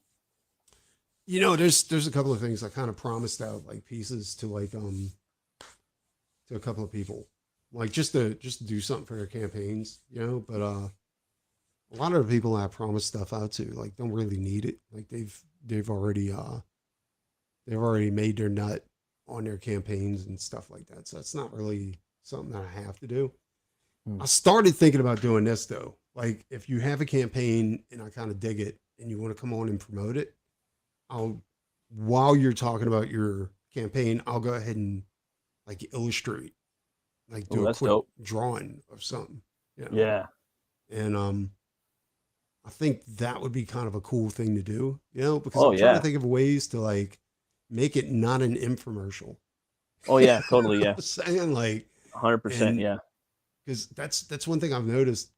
Well, I noticed that a long time ago, like, because I really want to support people, you know, in their efforts to make their campaigns work.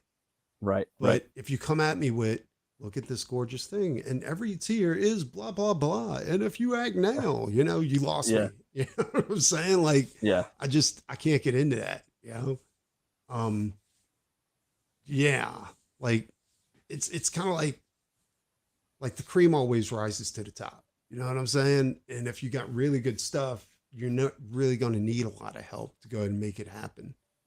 Right. But then again, some people are just really terrible at promoting themselves. You know, yeah, it's kind of hard. Really good. Yeah, they might have really good product, but they don't know how to get that out there. You know? Yeah. So talk of it and speak of it. Yeah. And I was like that. I was like that way back when. But I think we all were, you know. Yeah. Yeah, and I know we all were. I'll be straight, dude. Like doing this kind of stuff that we're doing right now, I was so nervous. You know, like oh yeah, definitely. And I'd always be like, you know what I'm saying? You know what I'm saying? You know what I'm saying? Yeah, every 2 seconds. You know, it's crazy. But I think I might have grown out of that a little bit. Like, it's kind of like becoming more comfortable behind a microphone a little bit and not feeling like all this pressure to perform or anything like that. You know? Yeah, totally. You see, I just said, you know, you know what I'm saying? Look at that arm, dude. Oh man. That's what I'm saying though, like with his arms and stuff like that. Like, and you know, another thing I noticed is that, like him and a lot of those old school painters, they would almost do a silhouette in black and then go back and paint in like muscle structures. You know? Yeah, that's crazy. Yeah, dude, it took some sick talent to be able to do that kind of stuff. You know, that's a crazy. The hooves are crazy too, like just the way they're in there. You know, I never realized. I thought he was just leaning over like this. Like it's like the more I look at some of this stuff, the more I see. You know, like the hooves. Yeah, I really never like noticed the hooves there until just now. You know, like his legs are actually folded instead of, you know. And they kind of go with the angle of like the hill that, or just like that kind of slope that Slayer's on, the band members, you know, like that mound. It's just kind of going with it. It's broken up with like a river of blue or a sky. It's crazy, just like the concept and composition. And he probably did all that in his fucking head, like on the fly.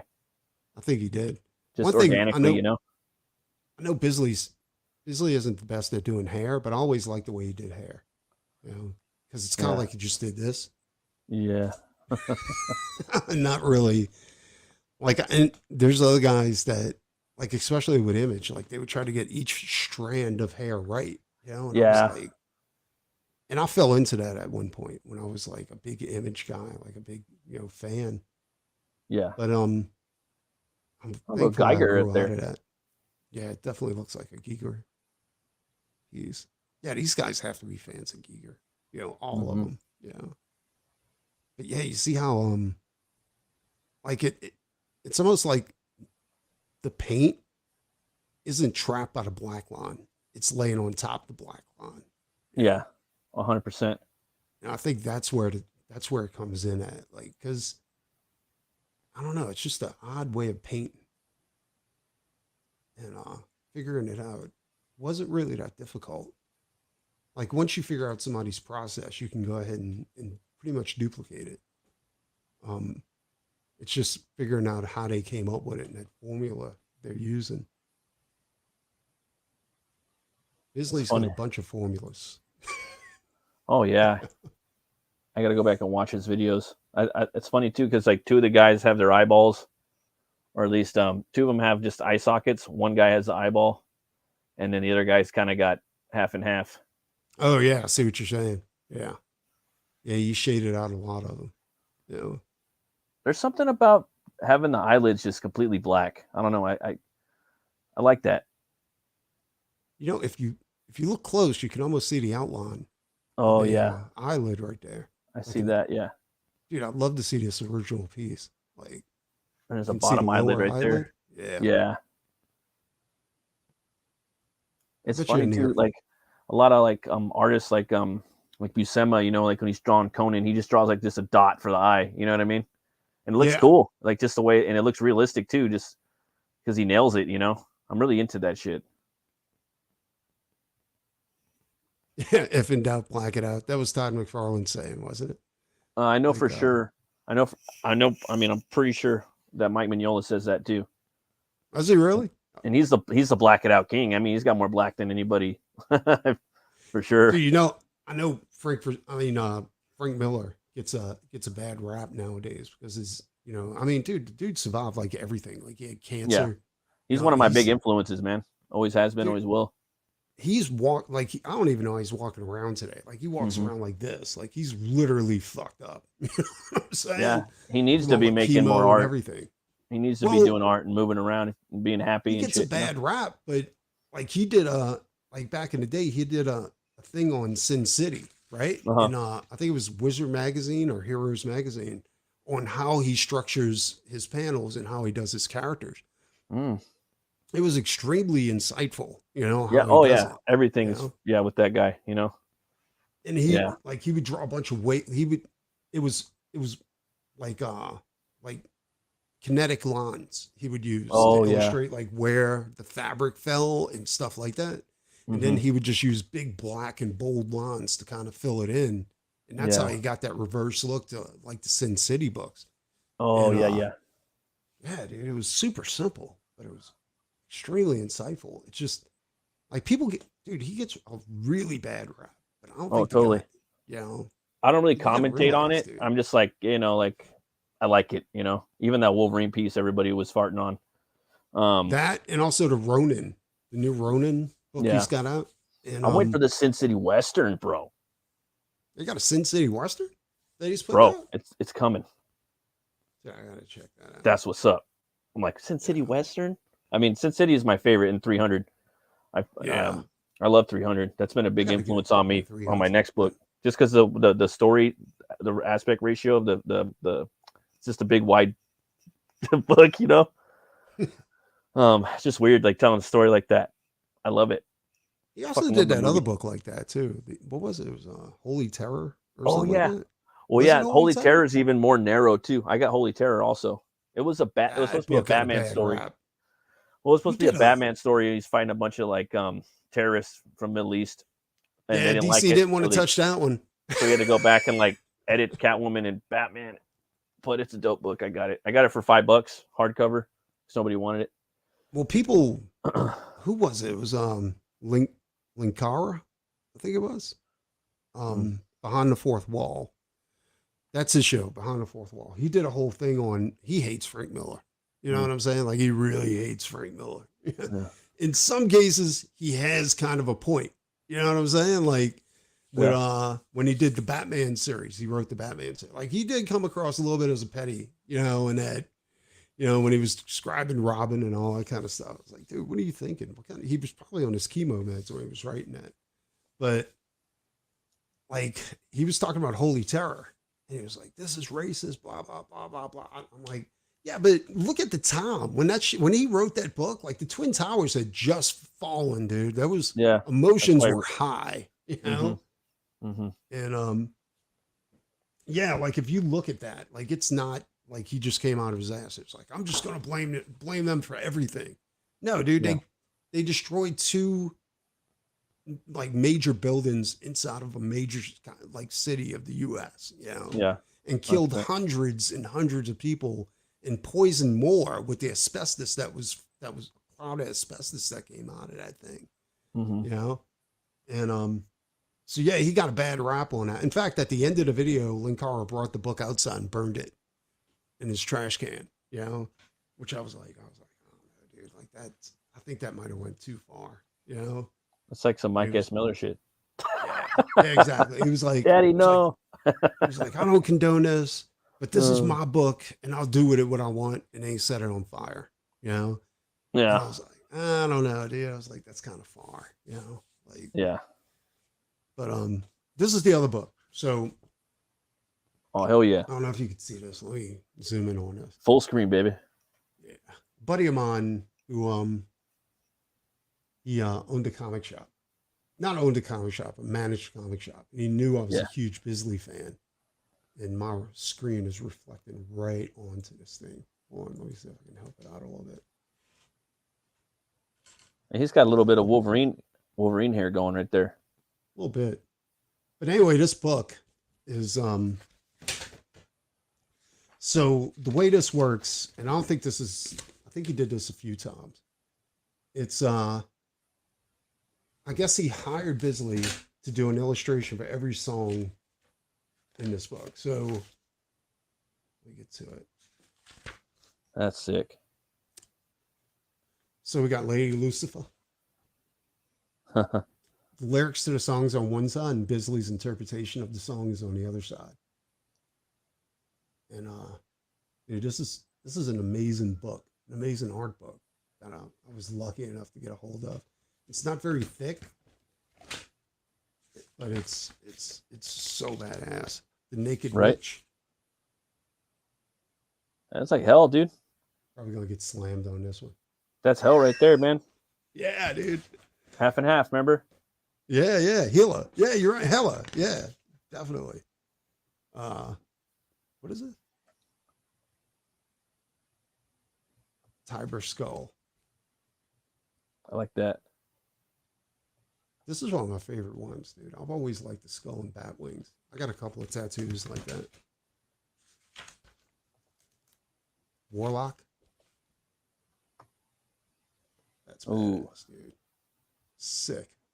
One thing I like about his work is that he's really good at light and shading and just bringing evil out into in a piece. Satan's crucifixion. Look at that cross.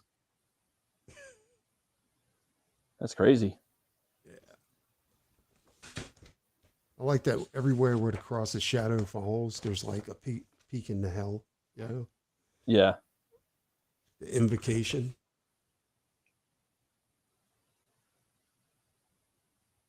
And this is what I was talking about. Like he uses a lot of charcoal nowadays. Yeah. Instead of just like, it looks like he uses ink and then he goes back with charcoal. Yeah, totally. I like that. It's coming down. They're torturing an angel. Crazy. Yeah, this is one of my favorite books. I got another book that I got from Phil. Phil sent it to me. It's Bisley's art book. It's that's nice. Man. Angel of the Seventh Dawn. This one's badass. Phil's a nice guy. It's actually that's epic. Page from the Paradise Lost. That's epic, dude. Yeah. I can see why he would do stuff in the Bible, because the Bible is one of the most violent books out there. Mm-hmm. Cold rain. Cold rain. I like that. Yeah. Kind of reminds me of The Crow a little bit. Always like when artists like depict rain. You know what I'm saying? Like how they break it up. Yeah. Some guys use paint pens. Some guys use whiteout. Yeah. Yeah. What do you use? The few times I had to do rain, I just used, what did I use? I think I used the gel pen back then. Oh, but I haven't had to do it like again. If I did it again, I think I'd use like a pocket marker or something like that. You know, okay. Then you don't want like straight lines. You want the lines to be all broken up. And yeah. Death. Yeah, this is when death had no name. That was a great song too. Like That's them one trees. thing about Danzig's not a very good movie maker, like filmmaker. Oh, this is songs from Sam Hain. Okay. So The Final Descent. Oh wow, that's pretty dope. See how when he does male figures, like they're like they bleed masculinity. You know Yeah. what I'm saying? Like it's crazy, dude. I like the way he does those horns. Mm-hmm. Death in Its Arms.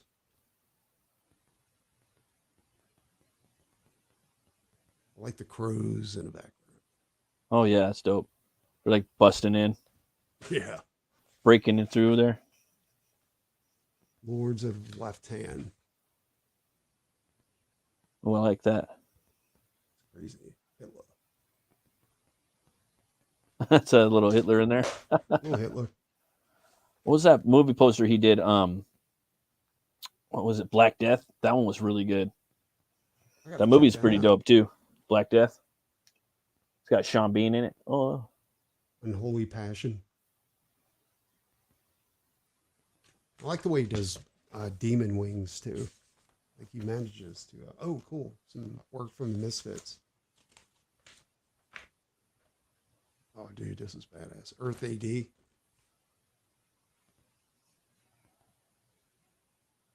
That's pretty badass. It's brutal. They haven't made a comic. You'd think they make a comic book just about those characters, you know? Dude, what? That'd be pretty cool, right? They haven't. You know, Hellhound. I'd buy it. Oh, I like the Hellhounds. It's like a Cerebus. That's badass. Yeah. Missing it. Oh no, it's got 3 heads. All right, cool. Death Comes Ripping.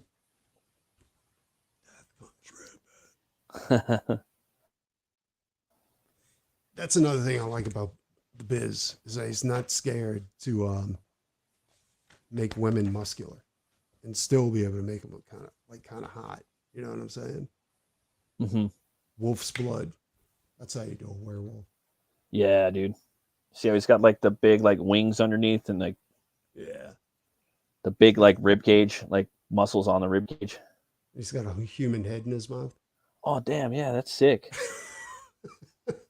Oh, another thing I was gonna say about he has some weird shapes, dude. Like he puts weird shapes in there. Like see how it's like a weird triangle, like strong, like sharp triangle of the arm. Yeah. He has these weird shapes for this anatomy. It's almost like he draws the shape first and kind of contorts his anatomy to that shape. I think that's exactly what he does. He draws in straight lines and angles. Straight lines, yes. Yeah, and he has a lot of triangles. He uses a lot of triangles and like right and left triangles in anatomy, and I think that's fucking dope, man. I think it makes it really strong. I've always wanted to do that, but I've never been able to. I've never tried it, but really something I'd like to. It's actually an easy thing to learn, and like I'm telling you, dude, you got to watch some videos and watch him do it. Is there any out there of him drawing? Dude, I watched him at a con. Like he literally puts his pencil down and does this. You know what I'm saying? And I'm like, dude, are you fucking kidding me right now? Yeah, right. Die, my darling. Check what's in the background. The specimen jars. It's crazy.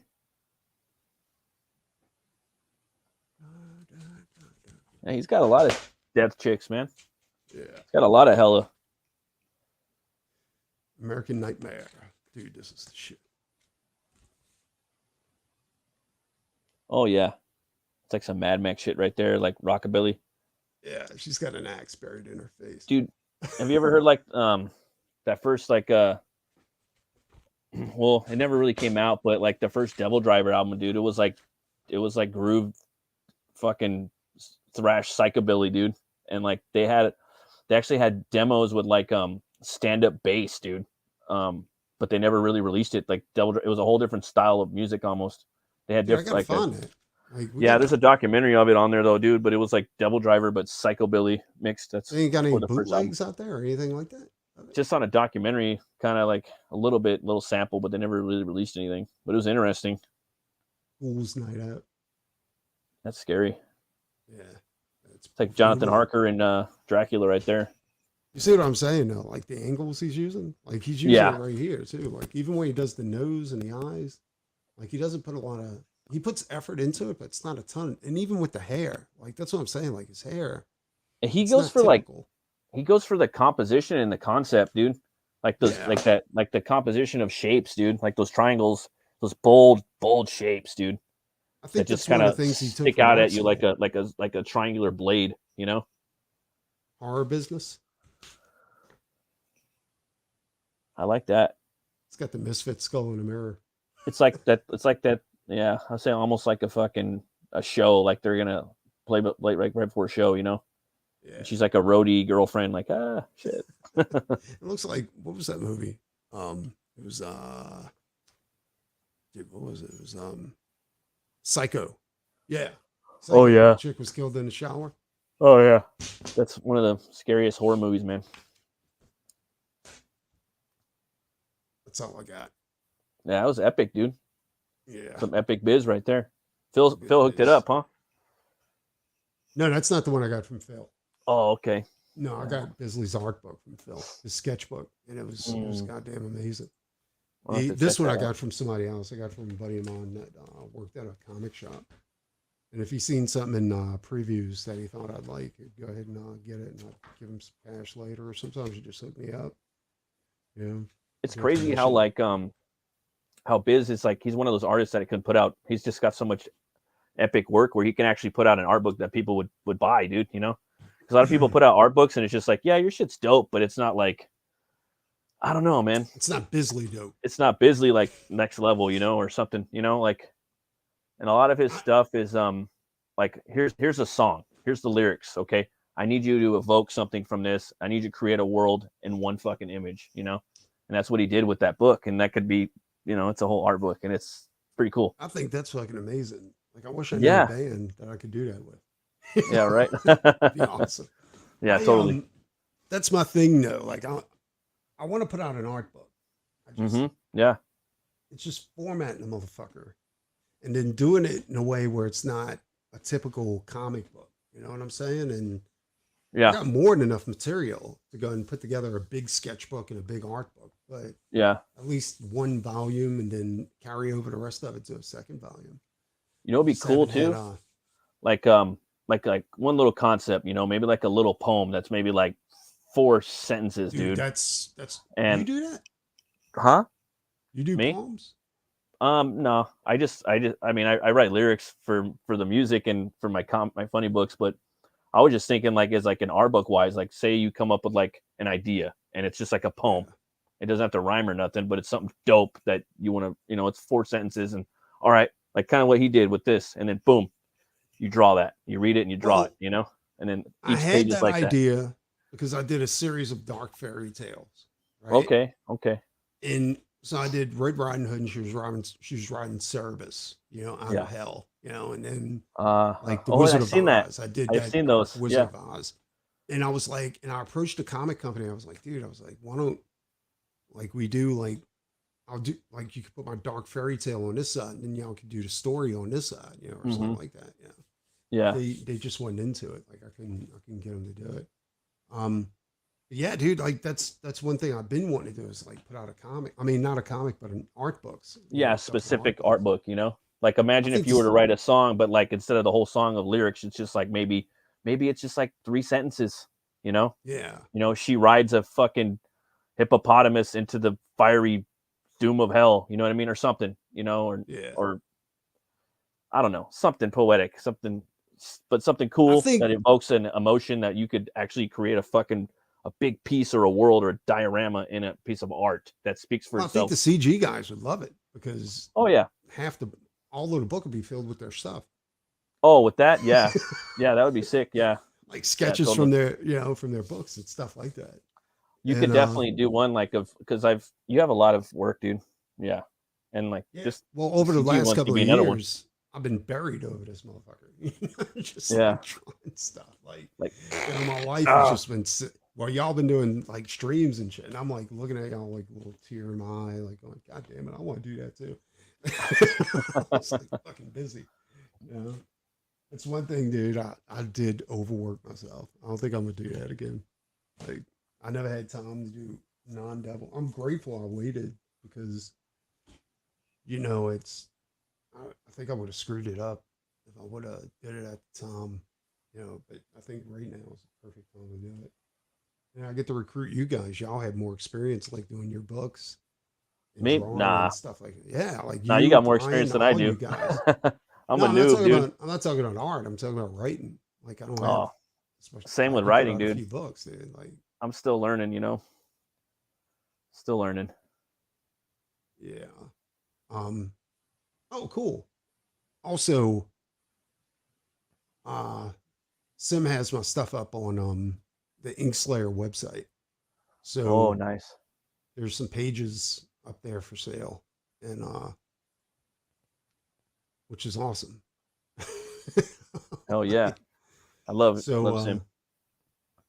Yeah, if anybody's interested, there's a couple of things up right now. I don't know if he's got a bunch of stuff. I think he's just got a few. Yeah, he's just got 2 at the moment. But yeah, he's loading up more art as we go. All right. That's awesome, man. Cool. Shit, you got to start putting your stuff up for sale too, dude. Like, I'm starting to make I'm starting to get a bunch of pieces. Oh yeah. What's up, Bascom? Yeah, Jason, I like your stuff too, dude. You got to put out something. You know? Yeah, he could definitely do an art book, and he has an audience for it too, for sure. I got to put out that critical snail piece I did for him too on the art book. That one was fun. I had a blast doing that. What up, Sim? Simeon. Sim's a huge Bisley fan. Oh yeah. Yeah, and Mobius. I like Mobius. Yeah. Did Mobius do any album covers? Like I'm a huge fan of his art, but I don't know if he ever did any albums, like music. You know what I'm saying? Like, we got to check. I don't know. I wonder how many different. Yeah, that'd be cool if he did. Yeah. I'm gonna start looking around for some more artists, you know, that did some albums that are pretty dope. No, McFarlane did a bunch, like Korn. Didn't he do like? Yeah, the Korn we could do some cover? McFarlane for sure. He did Disturbed, Follow the Leader. He did. That's right. Or was that Capullo? It might have been Capullo. Yeah. Capullo. But Capullo did a few also. That's another. Hopefully there's, you know, a few, you know. Yeah. I'm gonna have to check that out. All right. It's 2:12. Been doing this for almost 2 hours. And Matt said he's spent because he's old and he needs to go take a nap and take his Geritol and put some Bengay on his knees. These knees ain't what they used to. I need to get my cane out. These knees ain't what they used to. These been knees smacking on them too much. Cracking, right? Crack more than Rice Krispie treats. But yeah, I don't know what we're gonna do next week. I'm thinking maybe Slayer. Slayer would be dope. What do you have in mind for next week? Slayer. I mean, obviously there's Cannibal Corpse. That's one's gonna be fun. The closer we get to Halloween, the maybe Cannibal shit we got to do, dude. Yeah. I think on Halloween we have to do Misfits or whatever day this falls on before Halloween. You know, yeah. Halloween that week has to be the Misfits. Yeah. You know? Misfits don't, dude, I wish they had more. You know, my buddy did a bunch of art for the Misfits. So I might, Shit. yeah, he's not going to do the show though. I know him. He's not going to do an interview. he's going to tell me to go fuck myself. He's a hermit. He's a lot like me, actually. Wasp. Dude, I'm a huge Wasp fan, dude. But the problem with Wasp, most of their albums, they don't have art. It's just photos. Like, oh shit. You know, yeah, it's just like Photoshop shit of Blackie Lawless on a cross or something like that. There's no real artwork on Wasp's albums, you know? Yeah. Except for Hell Dorado. Hell Dorado had a pretty good album cover. That's what we got to do. Maybe we should do that one day. Like just take a bunch of like bands that had cool art on an album. You know? Yeah, we could do that. Maybe we could do that like once a month, like a combo show or something, you know? Yeah, that'd be sweet. Like do something like that. Like just do a collage of stuff. Yeah. Because there's a few bands, dude. Like they had cool art on an album, but the rest of their albums were just like photos of the band. Yeah. Yeah. Like there's a band I know that the first like almost the first 3 albums, they had this painter like painted some sick shit, dog. Like on the 3 albums, like back to back. And then after that they kind of started going the computer route. Like a lot of metal bands started just kind of getting computer art and kind of taking photographs and mismatching them and doing mixed multi-computer media, you know? It's through like the aughts and the 90s, right?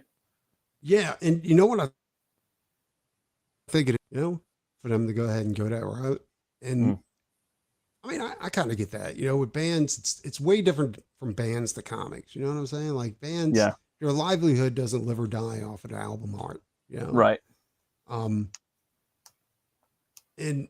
I honestly don't know what makes a band want to get like really cool, like art, you know, instead of like, I know a lot of black metal bands, like they get black and white art. And I think that's become like a trend, right? Like to get like, and make their logo like as unreadable as possible. Unreadable as possible. Get the worst recording ever. Yeah.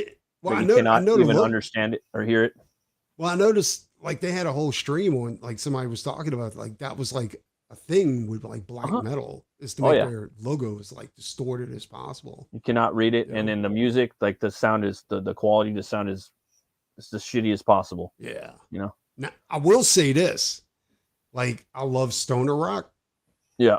In like stoner music, dude, they love doing like original psychedelic art for their album covers, you know? Yeah, it's I'm almost down with that. never. Yeah, dude, it's like almost never like a picture of the band or anything like that. Yeah. Yeah, I'm not really down with that. I mean, if you got a picture of I think it's cool to have a picture in the band inside, you know? Yeah. But on the cover, you gotta have a dope cover, dude, you know? And maybe a character, if the character's not in there, maybe put him in the water, put him in the clouds, or stick him in the tree somewhere. I don't know, something, you know? I think it's like Skid Row. Skid Row was always like a picture of the guys in Skid Row. Oh, yeah. On their albums covers. And I hated Skid Row. Like their first album, I was like 18 and I was like, whatever, dude, fuck 18. And then they came out with Slave to the Grind. And I was like, whoa. Is that the one where like the dude's getting beat in the alley or some shit? No. Their first album was all glam rock. Their second album was like heavy, like really fucking heavy, you know? And I'm like, what the fuck happened to these guys, dude? Tool had some insane, dude. The Stinkfist album was like one of the best albums, dude. And the cool part about that is the album was like animated almost. Yeah. Oh yeah. Yeah, it was a hologram, and it was like a bunch of irises inside this one eyeball. And as you twisted the album, they started looking around. I seen that artist, like he was at a WonderCon. It was either it was a WizardCon, like back when the Thomas Jane Punisher movie came out. They had the Punisher car there and his vest, and that artist was there. He was selling all the Tool stuff. Expensive too. Like I think one of the pieces was like $20,000 for a piece, something like that. For the Tool stuff? Yeah, like an original one at the time. It was in Long Beach. I met Captain Spaulding there from House of Thousand Corpses. He passed away, didn't he? Yeah, Sid Haig. He was cool, man. He's a real nice guy. I had him sign my comic book. Cool.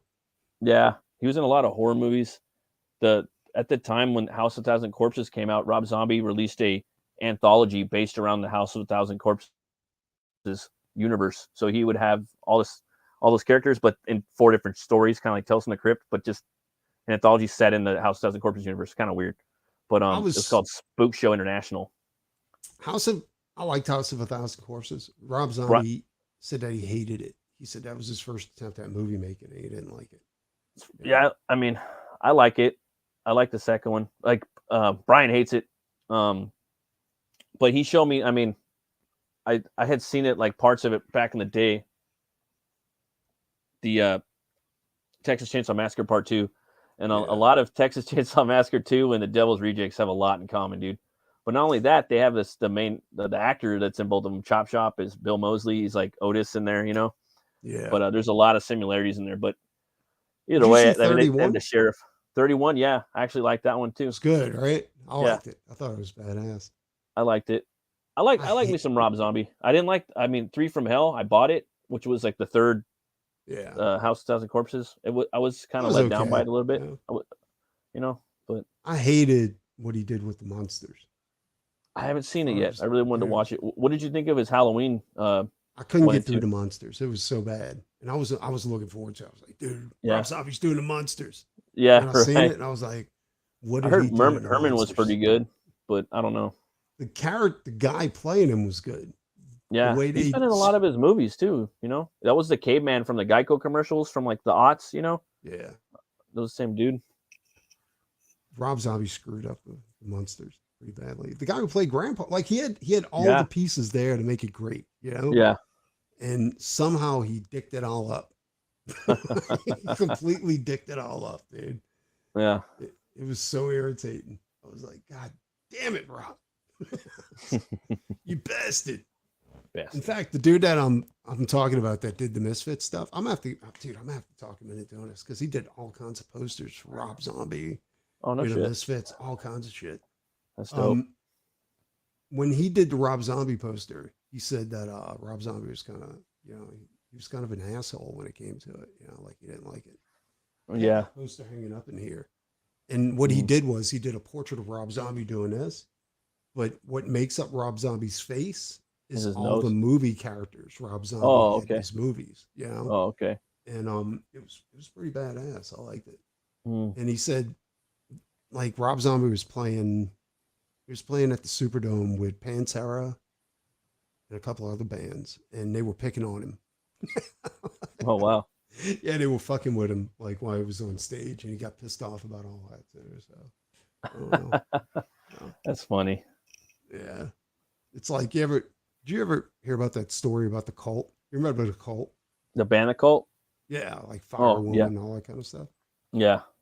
Well, they were playing a gig with I forget, I think it was like Machine Head or Anthrax or some shit like that. And the guy's a vegan, like the lead singer of the Cult. And he's also an animals rights activist. They're throwing steak at him?